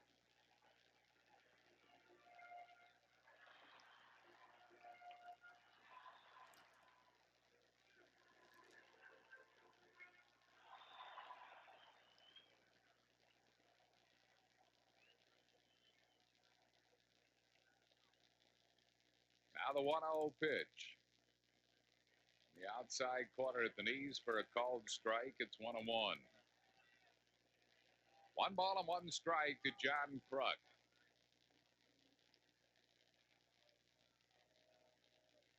Here's the 1-1 pitch. Swing and a fly ball into left. Gant is there. Makes the catch. That'll retire the side. No runs, hits, errors, none left. We go to the 9th. Wild Thing time. Phil's lead 6-3. This is Oldies 1210 WOGL. Kim Baptiste comes into play, 3rd base, and the new pitcher is the Wild Thing, Mitch Williams. Williams trying to tie this one down for Tommy Green. This is 4th game of the League Championship Series. He's 2-0 with 1 save and a 2.08 ERA. Damon Berryhill, the first one to face Williams here in the 9th.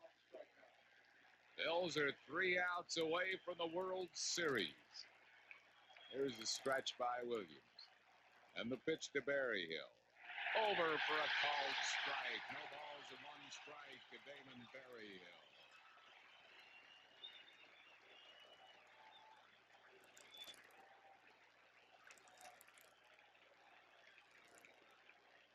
Now the stretch.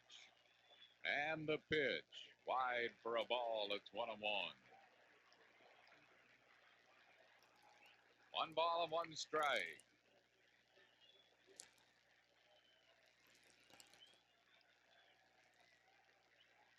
Now Mitch Williams. That's the sign from Darren Dalton. Here's the stretch. 1-1 pitch. Over for a called strike. Backdoor breaking ball. 1 ball and 2 strikes to Berryhill.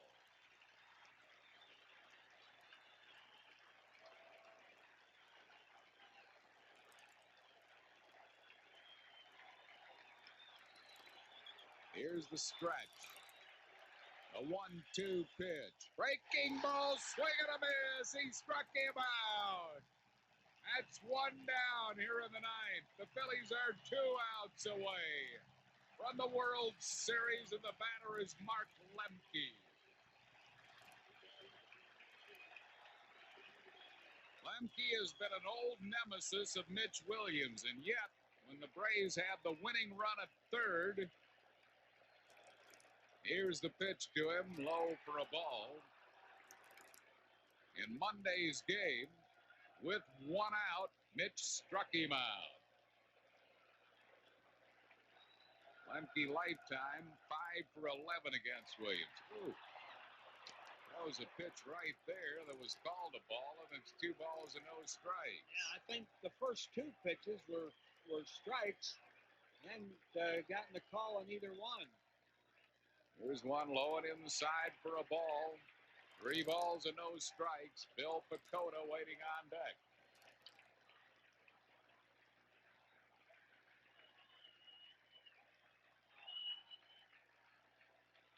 Here's the 3-0 pitch. Called strike, 3-1.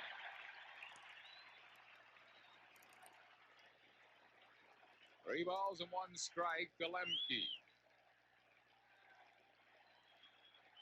3-1 pitch. Right there for a called strike. It's a full count to Mark Lemke.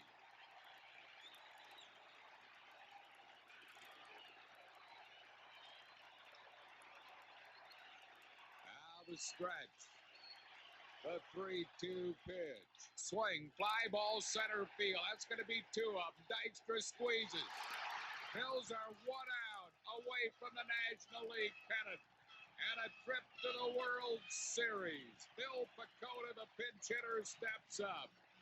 Mitch Williams coming back from a 3-0 count to get Lemke, and here's Pecota. Fans are on their feet. They have been in a frenzy since pitch 1 thrown by Tommy Green. 2 outs. No base runners. 9th inning. The stretch. The pitch to Pecota is low for a ball. 1 ball and no strikes. Could Mitchie Poo have a 1-2-3 inning? No way. No way. Now the 1-0 pitch. Over for a called strike. 1 ball and 1 strike to Bill Pecota.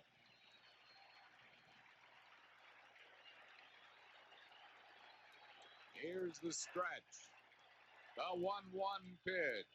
High and away for a ball. It's 2-1. 2 balls and 1 strike to the pinch hitter Pecota. Here's the stretch.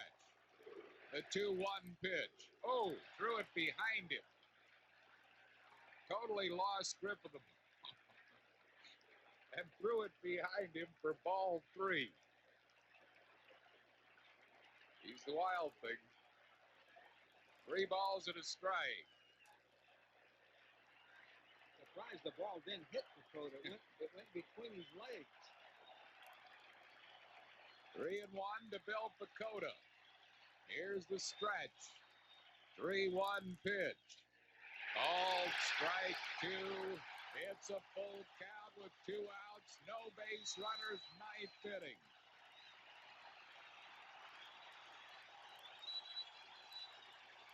Now the stretch. 3-2 pitch. Swing and a miss. Struck him out. Phillies are the 93 National League League champions. Mitch Williams, a 1-2-3 save, and this place is bedlam at Veterans Stadium.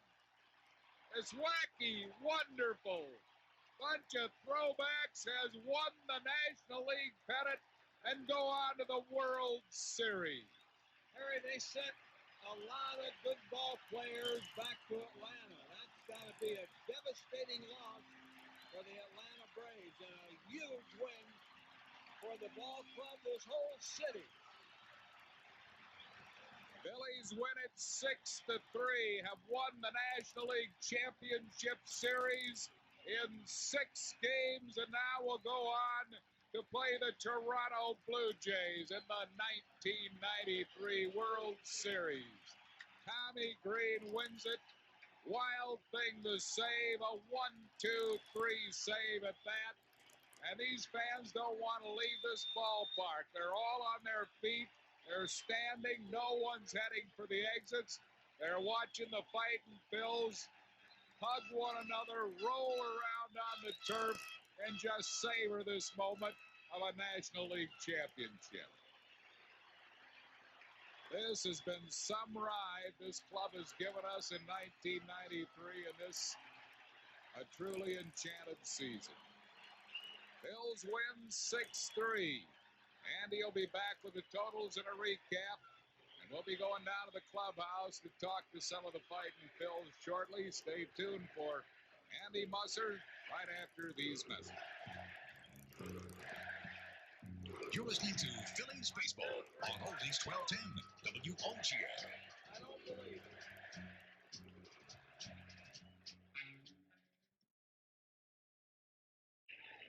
Back here at a wild Veterans Stadium, the Phillies have just won the pennant with their 6-3 victory over the Atlanta Braves. Down below, Bill White, president of the National League and ex-Phillies first baseman, has just presented the National League trophy to Bill Giles, whose father was also at one point in that president's seat in the National League. And we understand that there's going to be a ceremony on the field. The fans have been asked to stay on the field, in their seats, I should say, and awaiting the team returning to the field. And some of these activities are going to be repeated there. But right now, we're going to go down to the clubhouse, and here's Chris Wheeler. Andy, Larry Anderson with us. 40 years old in the major leagues in the World Series. Tell us what it's like, Andy. I feel like a 4-year-old, not a 40-year-old. Drop that zero. This is unbelievable. The greatest thing. Nobody said we could do it. We knew we could, and we showed everybody. It's the greatest thing in the world. With these guys, it's unbelievable. Andy, the game the other day when he came in for the save, what was that like for you? It was the greatest feeling of my life personally. From a standpoint, the team, it was fabulous. But personally, from my own standpoint, I've never been in that position. It's a dream come true. Tell me what it was like in here before the game. Do you guys think you're going to win tonight? We talked about, let's go in here. Let's not give them a chance. Let's not let them get back in. Let's go after them, be aggressive. I talked to Greeny a little bit before the game, and he just did a fabulous job. It was everybody. We knew what we could do. First champagne of the Andy, one more thing before I let you go. This bunch of guys, a lot of them give you a lot of credit, the younger pitchers that you talk to. Did you guys talk a lot of baseball this year? We tried to. I mean, I don't know it all, but I learned a lot from a lot of other pitchers, from Carlton, from Ryan, from Gaylord. It's stuff I learned that I can pass down, and things that have helped me in my experiences. I tried to talk to them, help them, and they go out and do it themselves, though. It's just about as good as it gets right now. It doesn't get any better. Hey, have fun in Toronto. Andy, that's Larry Anderson. Back to you, Andy Musser. We'll try and get somebody else real fast.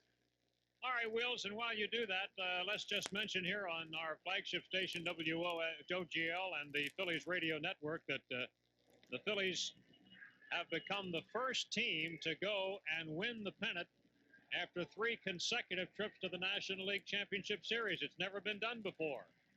So congratulations to the Phillies for a feat never previously achieved in the National League. Let's go back once again to Chris Wheeler in the clubhouse. All right, Andy Musser, back here in the clubhouse. John Vukovich, you told me before this series that the Phillies were going to beat the Atlanta Braves. I mean, that's amazing. Yes, I did, Wheels, but I just had a feeling these guys haven't quit all year, and I knew they weren't going to quit now. I knew that they talk about experience. Bo's getting me good. Come here. What do you think? I mean, you've been through this before. I got Larry Bowen now. This is unbelievable. This team never quit. They got a lot of pride in what they do. The Atlanta Braves took this team very light, and we came out ready to play. We beat one of the best pitchers in the National League. We earned it. Those guys did a tremendous job out there. Tommy Green, Stock, Morandini, Dykes, all of them. They're great players. They did a tremendous job. Let me ask you what I asked Larry Anderson, you guys. Before the game, what was it like in here? Felt confident. Felt like it was in '80s. We came and left. He was on it now. We knew Tommy Green was going to crank up a good one. Look what you think before the game started. I felt very good about Tommy. I felt very good about you. The only thing I was worried about is they were so sky high tonight. I was afraid if something didn't go right and we happened to lose this game that might have an effect on tomorrow. But, I mean, they were really sky high tonight, very confident. And, you know, they just got tired of all the negative stories about, you know, we played good. Hell, we won 97 games. We're a good club. Won 101 now. 101, baby. Nice going, guys. 105, Wheels. All right. Back to you, Andy. All right, Wheels. You know, when you talk about what happened in this game tonight, the Phillies really took it to the Braves right from the outset. And the most improbable of all probably was Mitch Williams coming in and working a 1-2-3 inning in the ninth inning. But he did so, including a couple of strikeouts. And Mitch finished the playoffs with 2 victories and 2 saves. We're going to pause for these messages, and then we'll be right back. I'm Joanne Burrell. I bank at Germantown Savings Bank. After I had worked for several years, I made the decision to go back to dental school. Because I was married and had a home, we really had to use creative financing. We weren't sure how to get extra financing for my education. We just sat down with GSB and told them what we needed. And I can honestly say that the home equity loan helped me through those 4 years of dental school. With a home equity loan from GSB, getting what you need is easy. And there's never been a better time than right now to apply. Depending on the term of your loan, rates are currently available for as low as 6.69% APR. Interest may be tax deductible. To apply right over the phone, just call GSB Teleservices at 668-2890. GSB helped me attain my dream. It's great. Member FDIC and equal housing lender.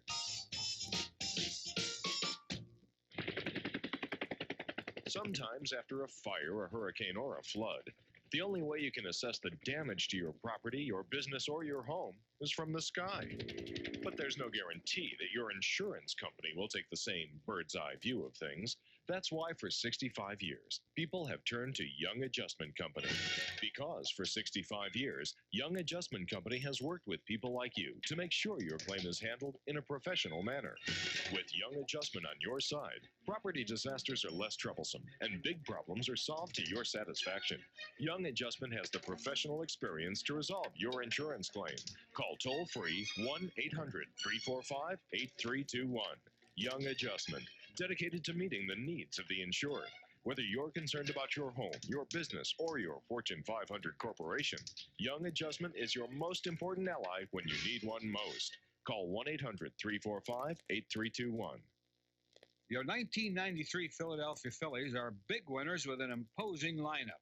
The same goes for better Buick dealers. Just look at their value-priced roster. Leading off is Buick's family-size Century, ranked first in its class for safety by Kiplinger's Magazine. Century is a steal at only $14,995.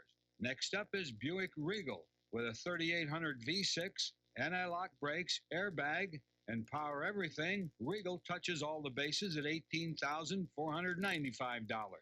The hits just keep coming with Buick's MVP, Most Valuable Park Avenue, named Best American Car Value by IntelliChoice, and loaded with luxury like remote keyless entry, leather, even dual airbags, and at just $25,995, Park Avenue leaves the competition in the dust. To see Philadelphia's winning teams in action, keep your eye on the Phillies and your better Buick dealers. All right, back at Veterans Stadium, we have with us Wes Chamberlain. Wes, going into this league championship series, very few experts gave the Fighting Phils a chance. You've got to really enjoy it. Oh, Harry, it is marvelous, man. We've been thriving all year on those negative aspects towards this ball club, Harry. I mean, they said we could hit, but we couldn't field. They said we had no bullpen. our starting rotations, they only gave us credit for 2 guys, and we just went out and showed them. When did you sense tonight that this was it? This game was going to be it? When we won those 2 games that we had to win in Atlanta, we won that first one. I mean, if we knew we was going back to Philly, we had to come out and get the next one. We came back, then we knew we had to get the clinching one out there. And the way that game was played, it was just, I mean, it was draining. It was so draining that, you know, you couldn't believe it, but it happened. Wes, the Toronto Blue Jays coming up next. One more step for these guys. One more step. Toronto Blue Jays, hey, we know what type of baseball they like to play, and they know what type of ball we like to play. A very classy team over there. My hat's off to them guys. But the Fighting Phils are on their way. And you had to beat a team that had been there twice before, won 2 straight National League championships, so that even makes it better. This is a team that everybody said, hey, this is the best team in baseball. A lot of people said that. Yeah, they were the best team in baseball till 1993 on this day. Good luck to you, Ed. All right, Harry, thanks. Thanks a lot. Kim Baptiste. What a whirlwind series you had. Game-winning hit in Game 1. Then a couple of tough plays at third. A great play on the bunt from the funny throw by the Wild thing. And you got to be really happy. Yeah, I'm definitely excited about it. It's a feeling you can't explain. But, you know, through all the ups and downs through this season, this is what it's all about right here. Working hard to get to where we're at now. I'm hoping that we can go further and be successful. But like I say, setting up here, telling you about how I feel, I can't, because it's just a feeling inside. It's just so exciting. And you can't do nothing but enjoy yourself and reward yourself. Kim, you were out there at third base in the 9th inning, and I mean, this crowd was deafening. They was deafening. I was more like not really ready to get the game over. I was praying, you know, hit the ball to me, hit the ball to me. Let me make it out. Let me make it out. So, you know, there's so many things going on in my mind, wondering what it would be like if we get the third out. And it's just so exciting right now. All the guys having a good time and enjoying themselves. I mentioned he said he was going to give the fans an easy time. He had a 1-2-3er, just like it was. Hey, that's Miss Williams. 1-2-3. That's what we needed to be where we at now. Kim, congratulations, and one more step. One more step, and we're hoping to continue that and go through and be successful. Kim Baptiste, who did a fine job, knocked in the game-winning run, of course, in the first game in extra innings, as these Fighting Phils found a way all year long to come back and win games. They were outscored in this LCS. The staff ERA of Atlanta was a lot lower than the Phils' staff ERA in this LCS, but guess what? Phillies won 4 out of 6. I mean, it was an incredible ride of an enchanted season with this ball club, which was just incredible. Lenny Dykstra is going to come over, and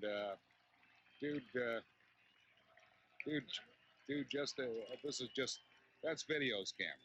That's for what we're going to do later on the Home Companion. How you feel? Well, I'm exhausted.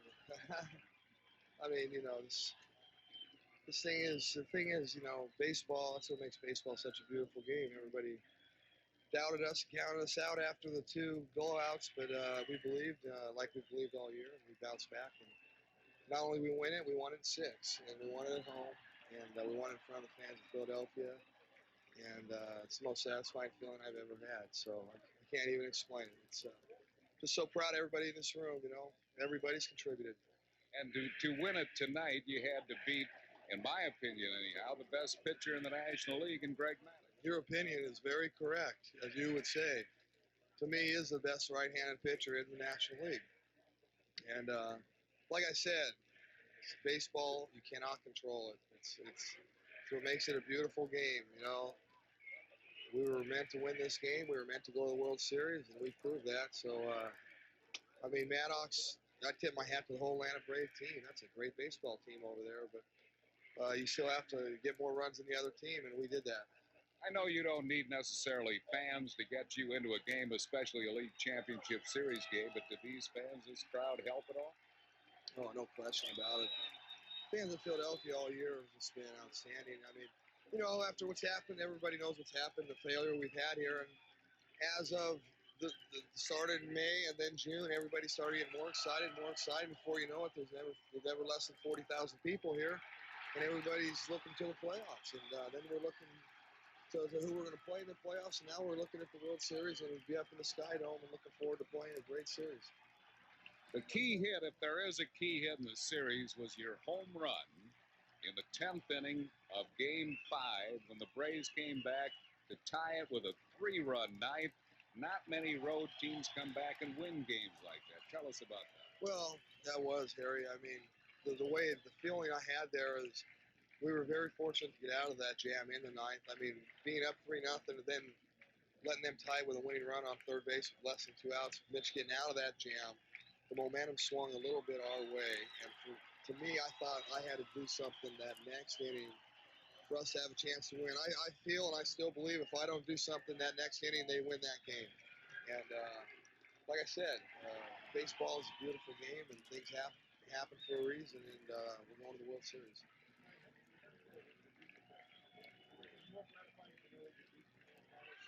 Well, I mean, it feels good to be, the best, but I feel we're the best. I mean, there's one thing I'll say about this team, and this team is not shy, and this team does not go out there scared. And we're not scared of anybody, and we'll play anybody on any given night, just like we proved. And, we went to Atlanta and won 2 out of 3 there, and we showed a lot of character and a lot of heart after being blown out 2 games. So, again, a lot of credit goes to Kurt Schilling and especially even more to Danny Jackson. We needed a big lift from him, and he got it. So it's just been a complete team effort, and that is why we're going to the World Series, because of a team effort. Morandini played a great game. Everybody played great. That's why we won. More satisfying, believe me. All right, dude, keep it going in the postseason. You always do. Big World Series with those Toronto Blue Jays. Milt Thompson, who made a game-saving catch in Game 4 of this league championship series. A couple hits tonight. Milt, you've been in baseball with several organizations, including the Phillies. Your second time around, here you are at a World Series. I guess the second time is the sweetest. I mean, I came back here and, we got a bunch of guys in here who they say we're not compatible or whatever, but we get on the field, we play together so well, and that's all that counts. When did you sense tonight that the Phillies were going to clinch it? I don't know, when Davey hit that home run, that was a big boost for us, and, we were fired up all day. We didn't say much. We knew we wanted to take it to them today and win it today, and not cost it in Game 7. Did the crowd help? Oh yeah, the crowd was in it. No sooner Greeny walked down to get loose, the crowd was in it. They were very pumped, and I think that helped us win the ball game. The crowd. Looking at who you had to beat to clinch National League East, probably the best pitcher of the National League in Greg Maddux. Oh, definitely. He's definitely going to probably win the Cy Young again this year. I mean, I think the ball that Mickey hit off his leg kind of bothered him in the game, but he's a gamer and he kept pitching, and we kept battling and got some situations and came up with key hits. Mickey came up with that great triple, big triple that kind of closed the door on the guys. One more step. Yeah, one more step. One more. Looking forward to Toronto? Oh, yeah, looking forward to it. Probably be underdogs again, and that's right where we are. We love that. Best to you, Mel. Thanks a lot. David West, Waste Day. Come on in here. 1, 2, 3 inning for David West in the 8th inning. You've been here before. You were with the '91 Minnesota Twins. How does this compare? There's nothing like it. I mean, to be a part of a club and have an influence on a club like Jimmy Fergosi's given me the opportunity to have on this team this year makes me feel unbelievably special. You appeared in as many games as anybody in the National League except Mike Jackson. Did you run down a little bit toward the end? I got a little tired, I'll be honest with you. I mean, it's first time out of the blocks doing the relieving thing, and Jimmy and I were talking the other day and having coffee, and he said he wanted me to do 100 next year. So if I can get myself in shape next year, I'm going to do 100. Sprayed by the big man. Sprayed by the big man. But Waste Day, a 1, 2, 3 inning, and you must have been strong tonight. I felt good. I felt really good. I mean, if any time you wanted to be on, it would be tonight. It's a big inning, a big situation. And we were counting the outs down after the 6th. We could hold them off. We're going to go to the big dance, and fortunately we did. We're going to the big dance, and of course you got to say that all 25 guys on this team helped to get the Phillies to the big dance. You can absolutely say that every single day. I mean, this isn't a lineup of 8 guys that go out there and play and get all the at-bats. This is a team of 25 players playing in and out of the lineup every day. Everybody had a contributing part in this winning season, thanks to the credit of Jimmy Fregosi, one of the best managers, the best manager in this league. David, thanks a lot.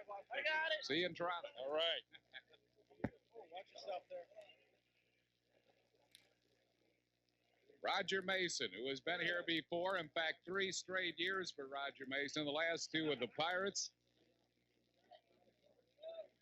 Are we still on? All right.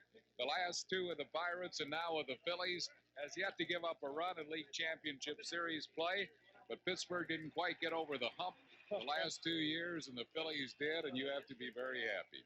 Harry, this is outstanding. After coming so close the last 2 years and coming up short, this is really sweet. You know, everybody said that Atlanta's the best team in baseball, and they're probably right.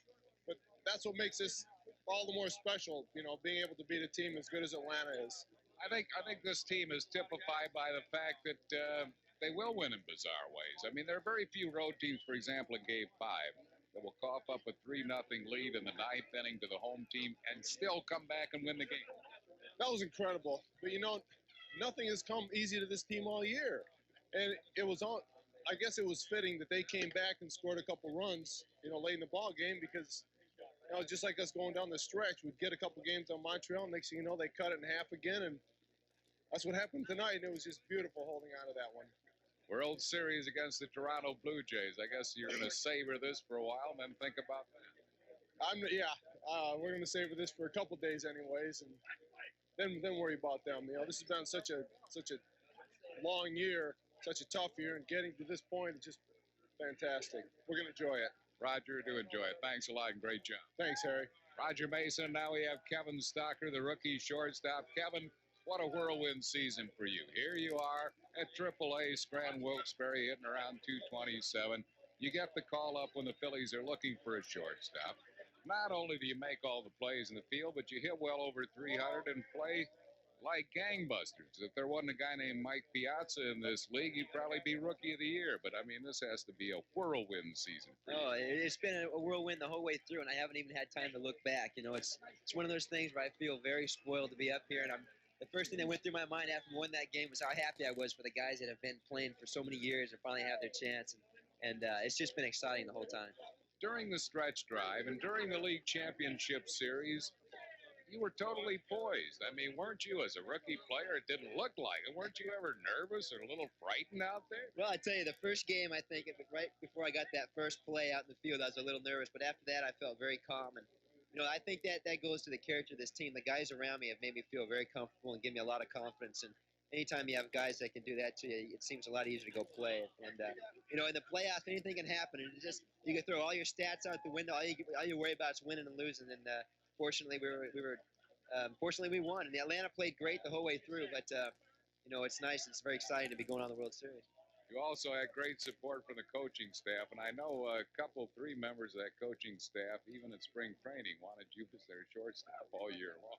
Yeah, you know, I feel good about that. I tell you, it wasn't easy. Those guys worked me hard in spring training, and I didn't forget that. So, you know, it's one of those things where I knew I had to work hard, and good things happen. Kevin, congratulations. Enjoy this, and look forward to the World Series. You bet, Harry. All right, see you up there. Kevin Stocker. Lee Thomas, the man that masterminded this bunch. He brought this team together.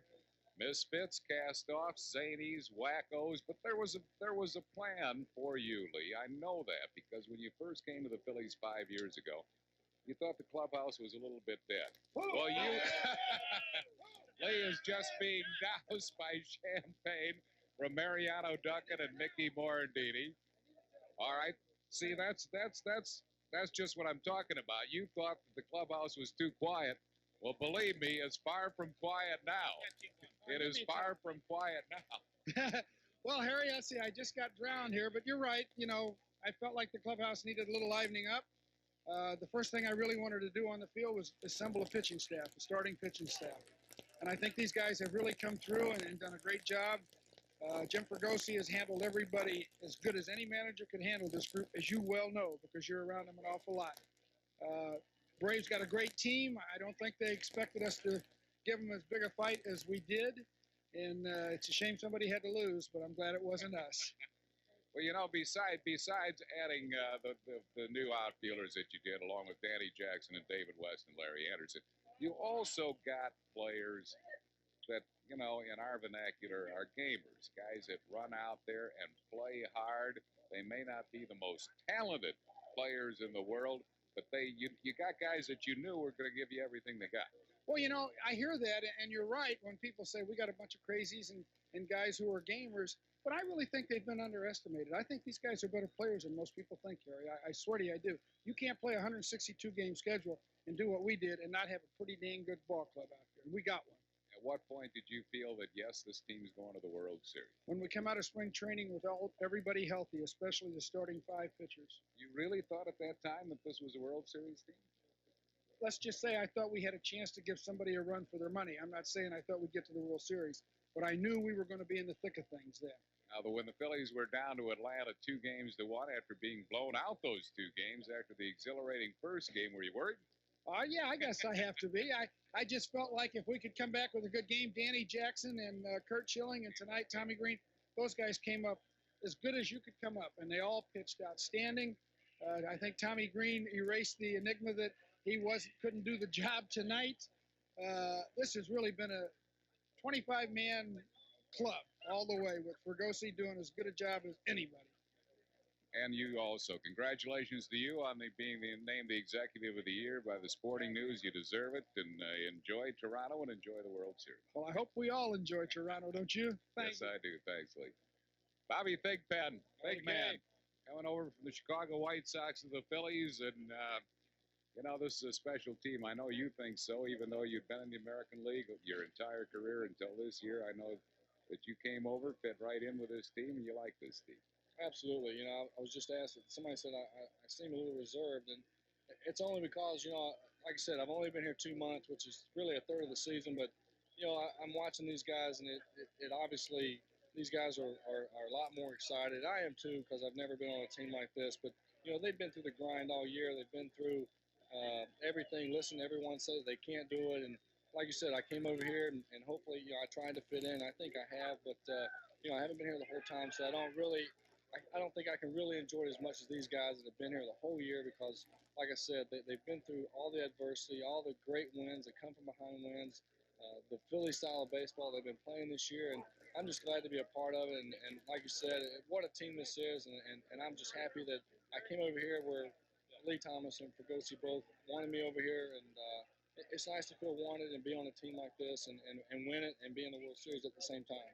Bobby, when you say team, I think this ball club is the truest sense of the word team, because it's like 25 guys and everybody contributed. It's not just 10 or 12 key players. Well, you know, I've seen Lee Thomas's quote a bunch of times where he said if he went out and got one dominant player, they wouldn't make a difference. And, you know, now that I've been here 2 months, I agree. You got 25 guys, a different guy. Since I've been here 2 months, a different guy has stepped up in different games and won the game for him, or done an outstanding pitching performance, or my first win, Ken Batiste hit a grand slam. He hadn't had an at-bat in like 20-something games. So it's just been that way all year, I guess, for these guys, and it's just been enjoyable for me to be here. Bobby, thanks a lot. All right. See you in Toronto. Okay. Bobby Thigpen. Mitchie Pooh. 1, 2, 3 today, just like it was nothing. You know, they had sent up some Maylocks to us because of you don't always get 1, 2, 3 saves, but tonight was almost like you said, all right, fans, I'm not going to put you at the edge of your seat. I'll just get it done. Well, this is no lie, I got a case of Maylocks in the mail today from the Maylocks company. I got the Maylocks Moment Award for the month, this month. So, yeah, I didn't want another one. I didn't want anything from Rolaids or Tom, so I just wanted to kind of get it over with, and it went good. 2 wins, 2 saves out of the 4 wins for the Fighting Phils in this LCS. That's not too shabby. Well, I would have rather seen the 2 wins behind Schill's name because of the job he did, but as long as I went behind the Phillies name, I guess that's what's important. That's what Schill said, but you also made it a point to say in Atlanta that you thought Schilling deserved the MVP of this LCS, and he got it. Without question. I mean, the man went out there, he threw 16 or 17 innings for us, and you can't throw better baseball than he threw, and he deserved it, and I couldn't be happier for him. How'd you feel tonight coming in? The crowd was really into it. I mean, they were into it from opening pitch, but really into it in the ninth inning. Well, I felt like I was walking on air going out there. I just wanted to stay calm, try and stay as calm as possible and not rush, and that's what I did. I concentrated on staying slow, and it helped. I would imagine, though, that even with a club record 43 saves, the biggest moment for you came at 4:42 a.m. that one night against San Diego. Well, yeah, this is all great and everything. We won the league and everything, but still, I think that base hit I got that night in the extra innings was the biggest highlight of my year. what about the Blue Jays? I know you don't want to think about them right now. You want to savor this, but any thoughts on Toronto? Well, I've played with a couple of guys, played against a few of them, and we're going to have to go over them because we don't see each other all year, and I think it'll be a hell of a series. I think it should be fun, and we can go out there and show the country what we can do. Did the fact that not many experts gave the Phillies a chance in this league championship series, did that work to the Phillies' benefit?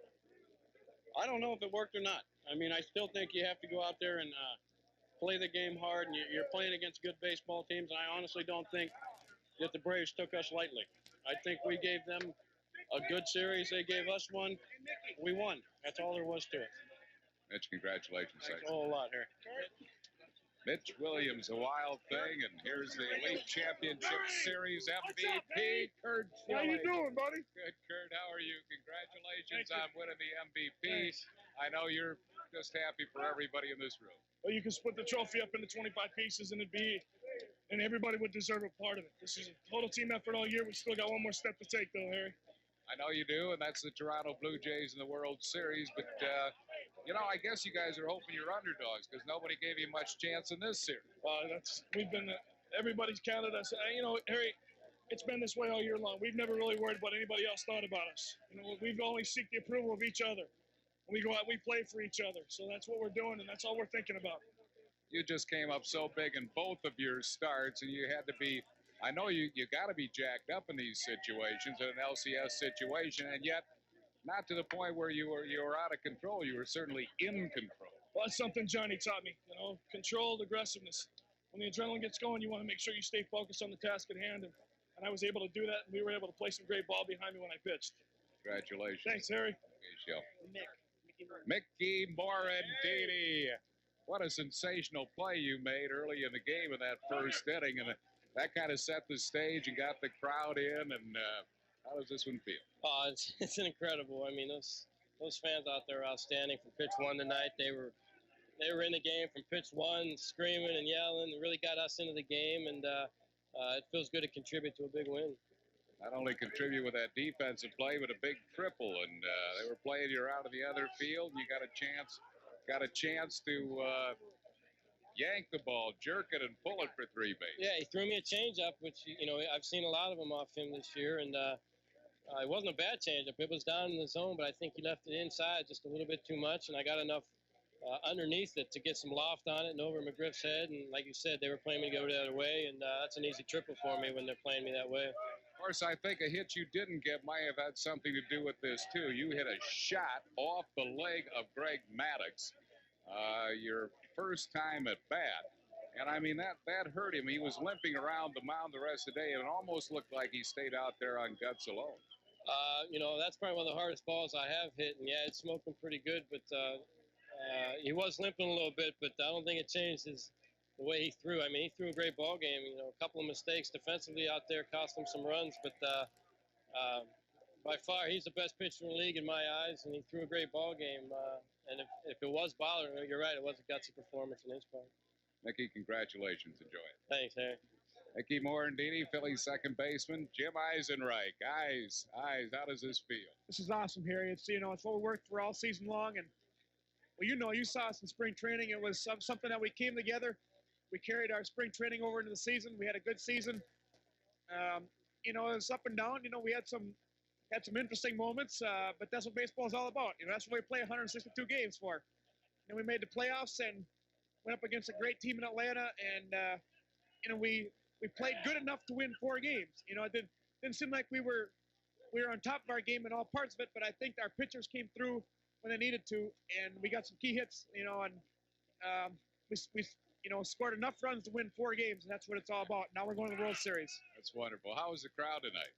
Crowd was awesome. They were into every inning. They boosted us up. If we, if Greeny was behind a little bit, they pumped him up and got him a strike, and they're just behind us 100% like they have been all season long, and it's been a great feeling.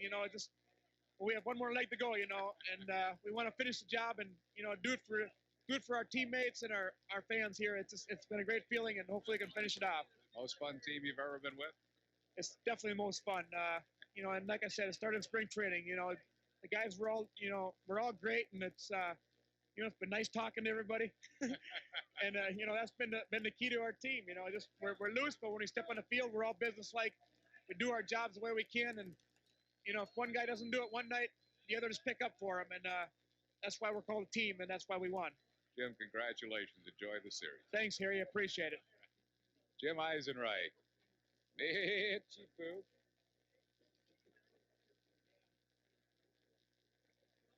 Lee McDonald Tobin, happy birthday. Happy birthday to Lee McDonald Tobin, who celebrated a birthday. It's fitting. That's actually Friday. Friday is the birthday. Oh, it's Friday. Yeah, oh, travel day. How come the notes had it on today? Well, because they were anticipating that they might not be able to put it in later this week. Well, we'll see. We'll celebrate on the flight on Friday. Fine idea. Fine idea.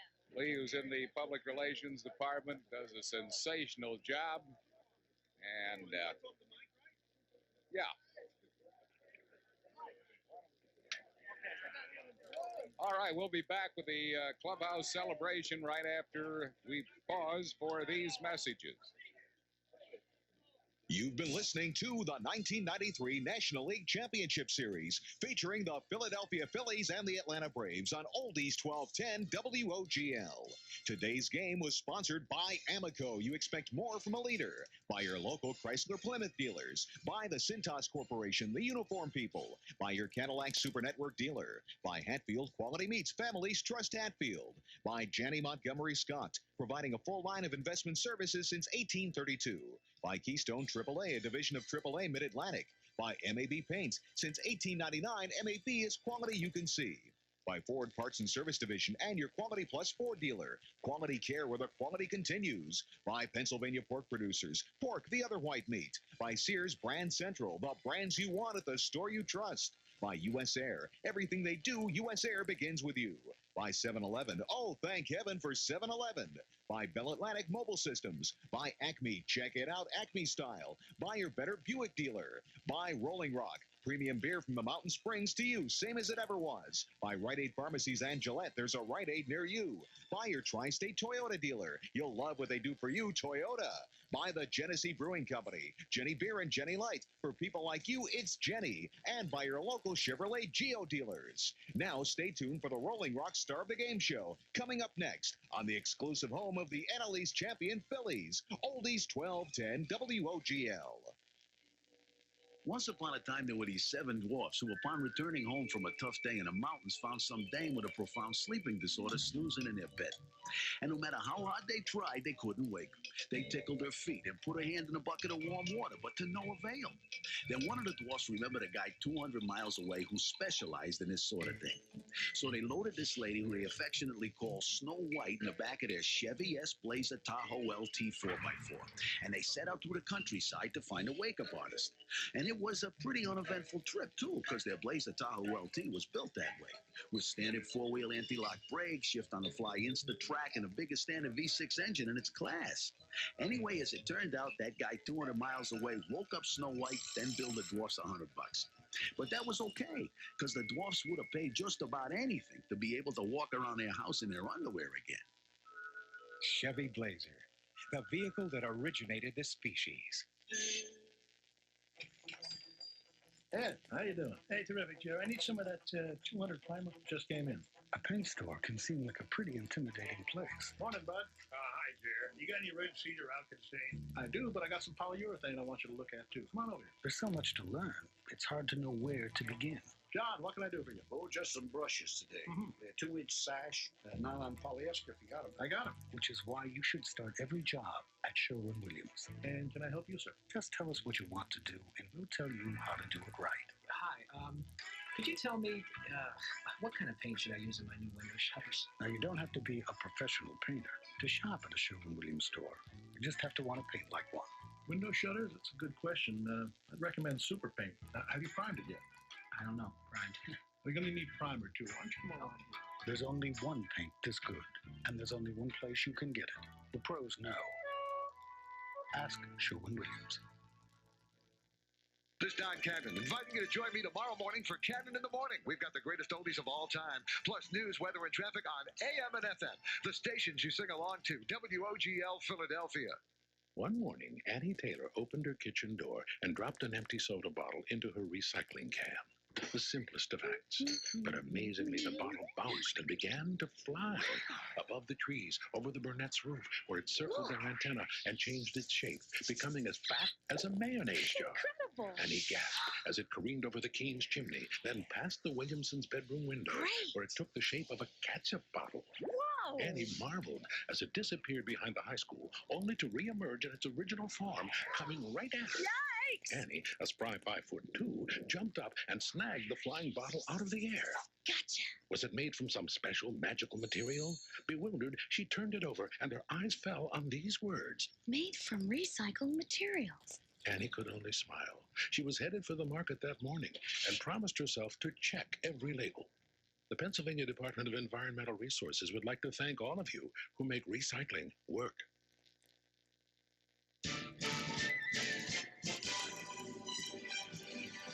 It's time now for the Rolling Rock Star of the Game Show. Highlights of today's league championship action, interviews, and more. Sponsored by Rolling Rock Premium Beer. From the mountain springs to you, same as it ever was. By your Delaware Valley Sherwin-Williams paint stores. The pros know, ask Sherwin-Williams.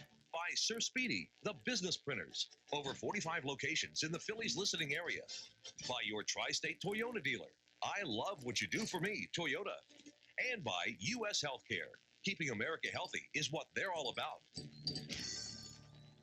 Back here at Veterans Stadium, where the Rolling Rock Star of the Game show features the entire 1993 Phillies, champions of the National League after their 6-3 victory here in Game 6 over the Atlanta Braves. This is the Star of the Game show. We're going to have the highlights of tonight's ball game, but first, let's go back downstairs and Chris Wheeler. Wheels? Yeah. All right, Andy, thanks a lot. I'm here with Terry Mulholland. Mo, you're all set to go in Game 7 tomorrow night. Are you happy you're not pitching tomorrow? I'm happy for the reason I'm not. I mean, obviously, if it was necessary, I'd have been ready. But hey, Tommy did a great job tonight, and I'm thankful we're going to Toronto and I have a chance to pitch up there. You're in the World Series right now. Has it dawned on you yet? Not yet, but I'm sure. For everybody out there that didn't realize what Wheels is doing, he's getting drenched with champagne right now by my father. By your father, right? Yeah. And no one messes with your father. Whoa! Oh, Wheels, I got the mic.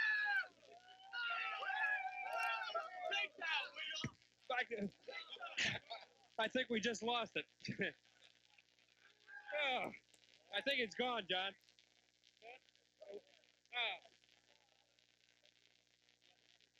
I think we're gone. Yeah.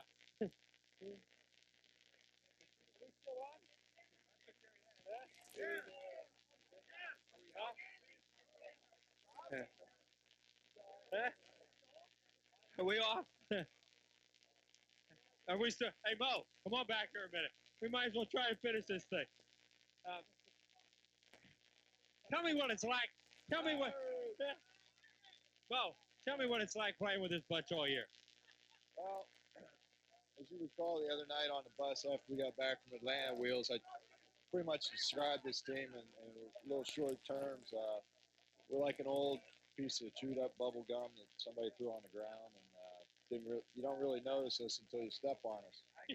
And after you step on us, you try to get rid of us. You try to peel us off the sole of your shoe, and before you know it, you got us all over you, and by the time it's all over, you've ruined a good pair of wingtips. Well, that was a great analogy, and I'll never forget it. Hey, congratulations, and good luck pitching in the World Series, all right? Your father's getting me. All right. We got Mariano Ducking right now. Ducky, what a thrill. I mean, you were in the World Series with Cincinnati a few years ago. What does this one feel like right now to you? Will, what happened? What happened, Ducky? I don't know. What I tell you, it's a great feeling, Will, because I know since the series started, since the series started, we underdog. Everybody said that we don't have any chance, they beat Atlanta.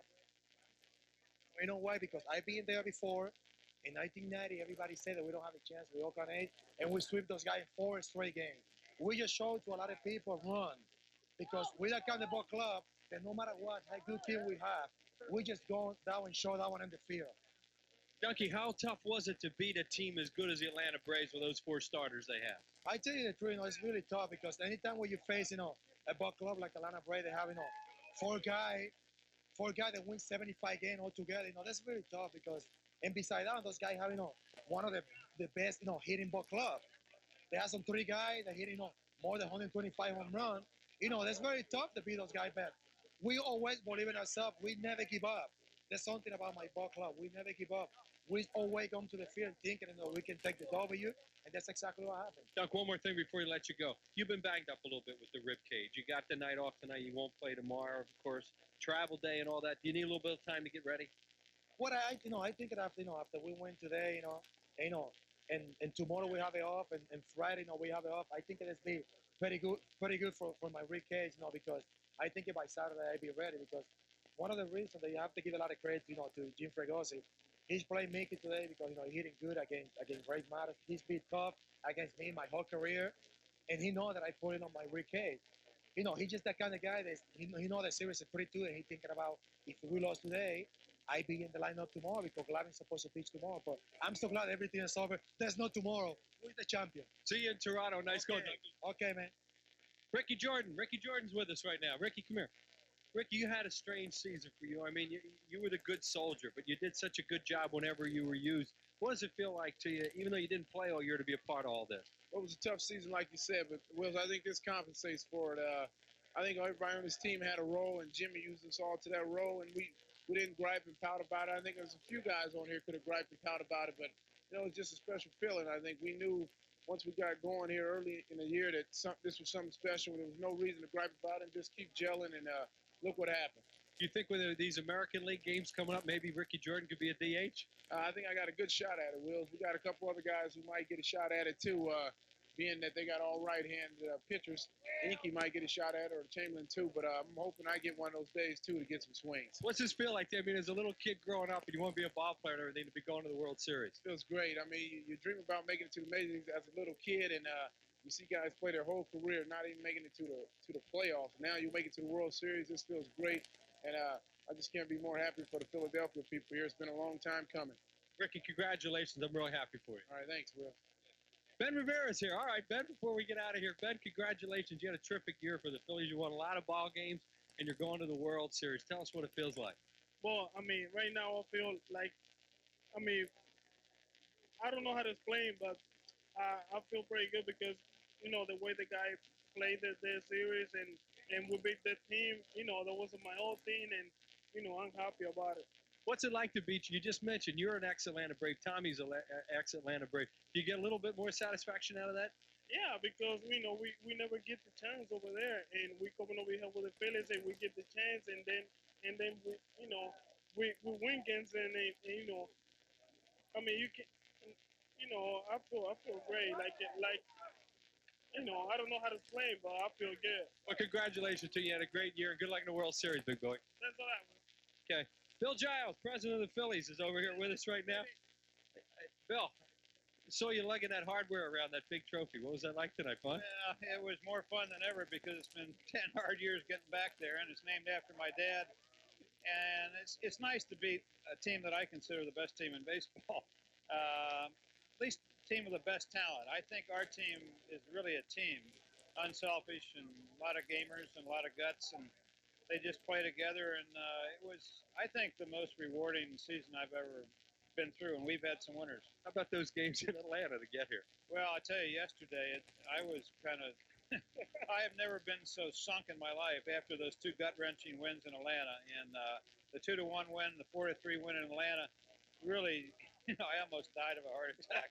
You talked a lot about Lee Thomas and Jim Fregosi. How important have they been in this organization? Well, they're the key. I mean, they're the key. I mean, Lee made unusual, fabulous trades. I mean, we didn't have that much talent when he came in here, and we didn't have a great farm system. He was able to trade the right guy for good talent. And Fregosi, you can't say enough about Jim Fregosi. I mean, this is not an easy club to manage, and he's done a hell of a job. And those two guys are the key. You don't know you beat the Atlanta Braves? No, I mean they're much better than we are on paper. I mean, you just look at the stats. I mean, they're much better, but we are more of a team. They're more individual, and it's a great example.